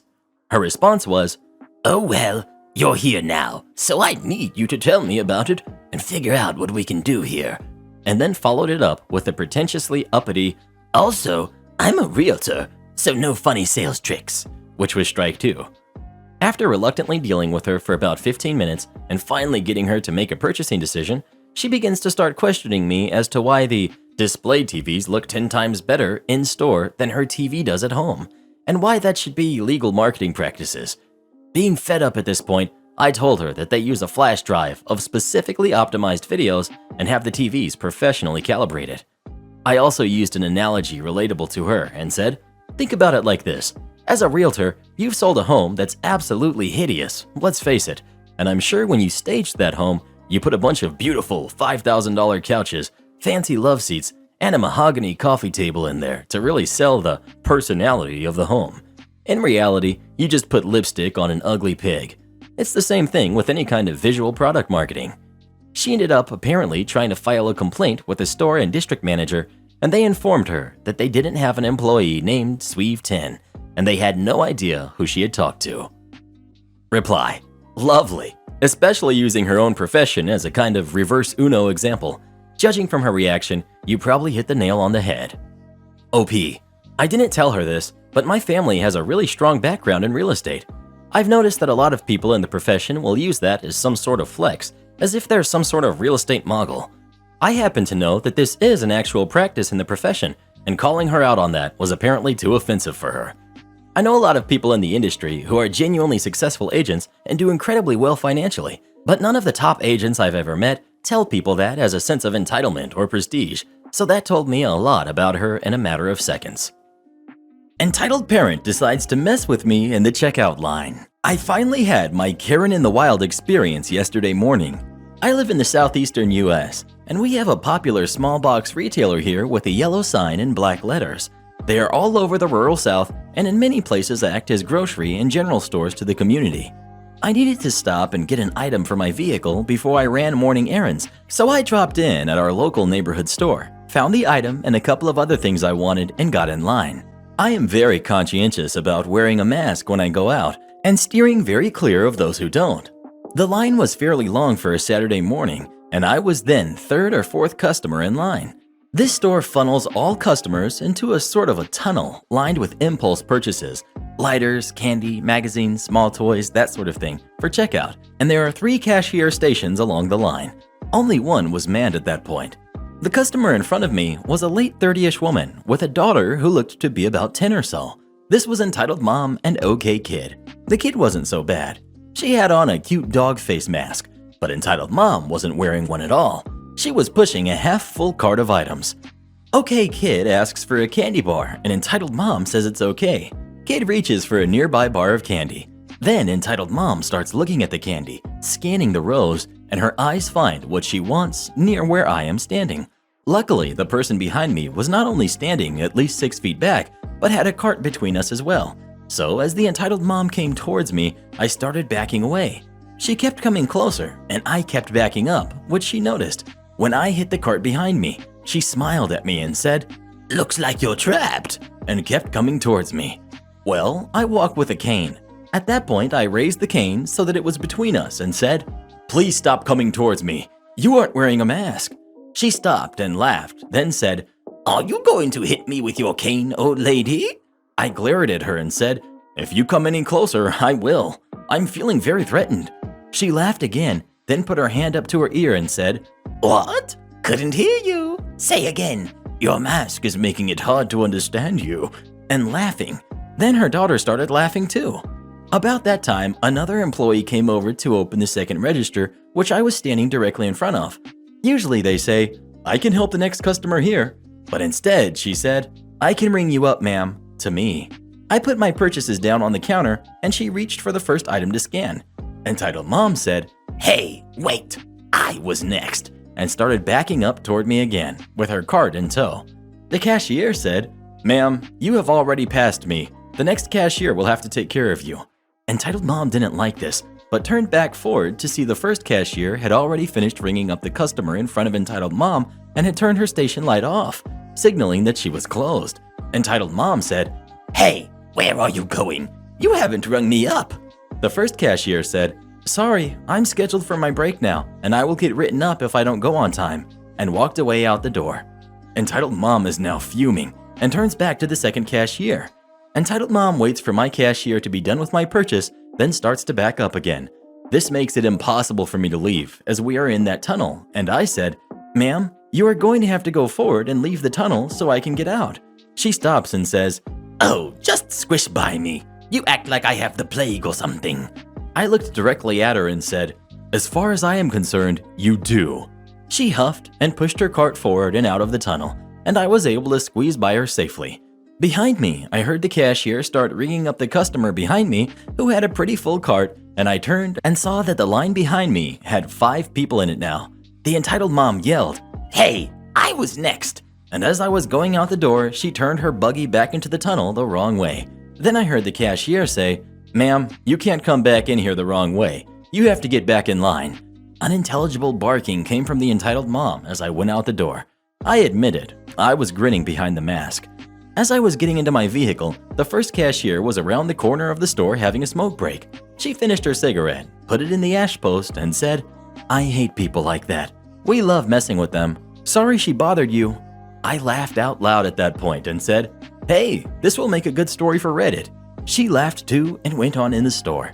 No idea what Entitled Mom did after that, but I noticed as I passed her when I left the store that she was wearing a scrub top for a local pediatrician's office.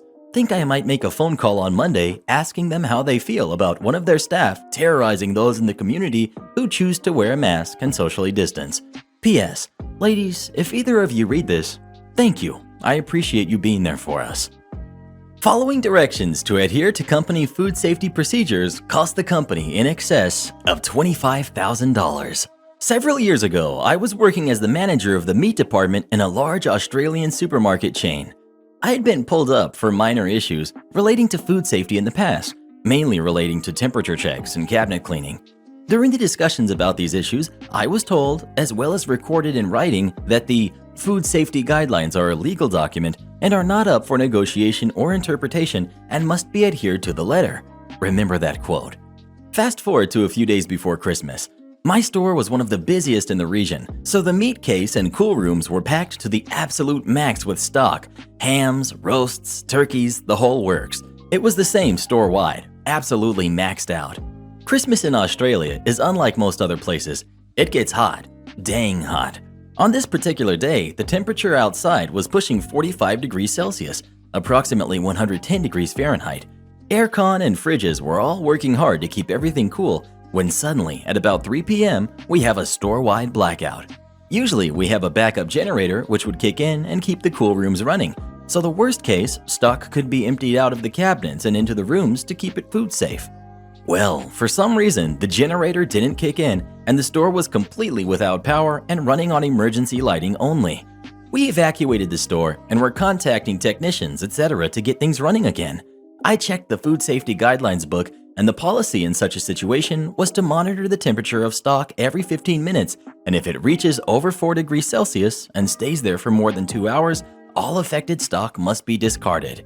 Being such a hot day, the temperature had already breached the 4 degrees upper limit when I did the first check, meaning the countdown was on to get things running again. I documented absolutely every step of the way, following the guidelines to the letter. At 4:45 p.m., with 15 minutes to go until the deadline, I went to the office and got a handheld scanner in preparation for what was to come, and was spotted by the store manager who asked what I was doing. I told him that I was getting it to begin dumping stock. We argued back and forth, with him saying that the stock would be fine and that a refrigerated truck was on the way to move everything into. It ended in me saying, "The guidelines are a legal document. By ordering me to go against what they say, you're instructing me to break the law, which I am respectfully refusing." At 5 p.m., I began scanning off and dumping stock from my case. I had already almost filled an entire dumpster with stock when the refrigerated truck turned up. The manager once again instructed me and the fellow department managers to take our now unsafe stock and move it into the truck. Everyone hesitated, but I flat out refused and continued dumping my stock. He eventually revoked my access to the handheld scanner in order to stop me, so I called the area manager, his boss, and explained the situation and what he had instructed.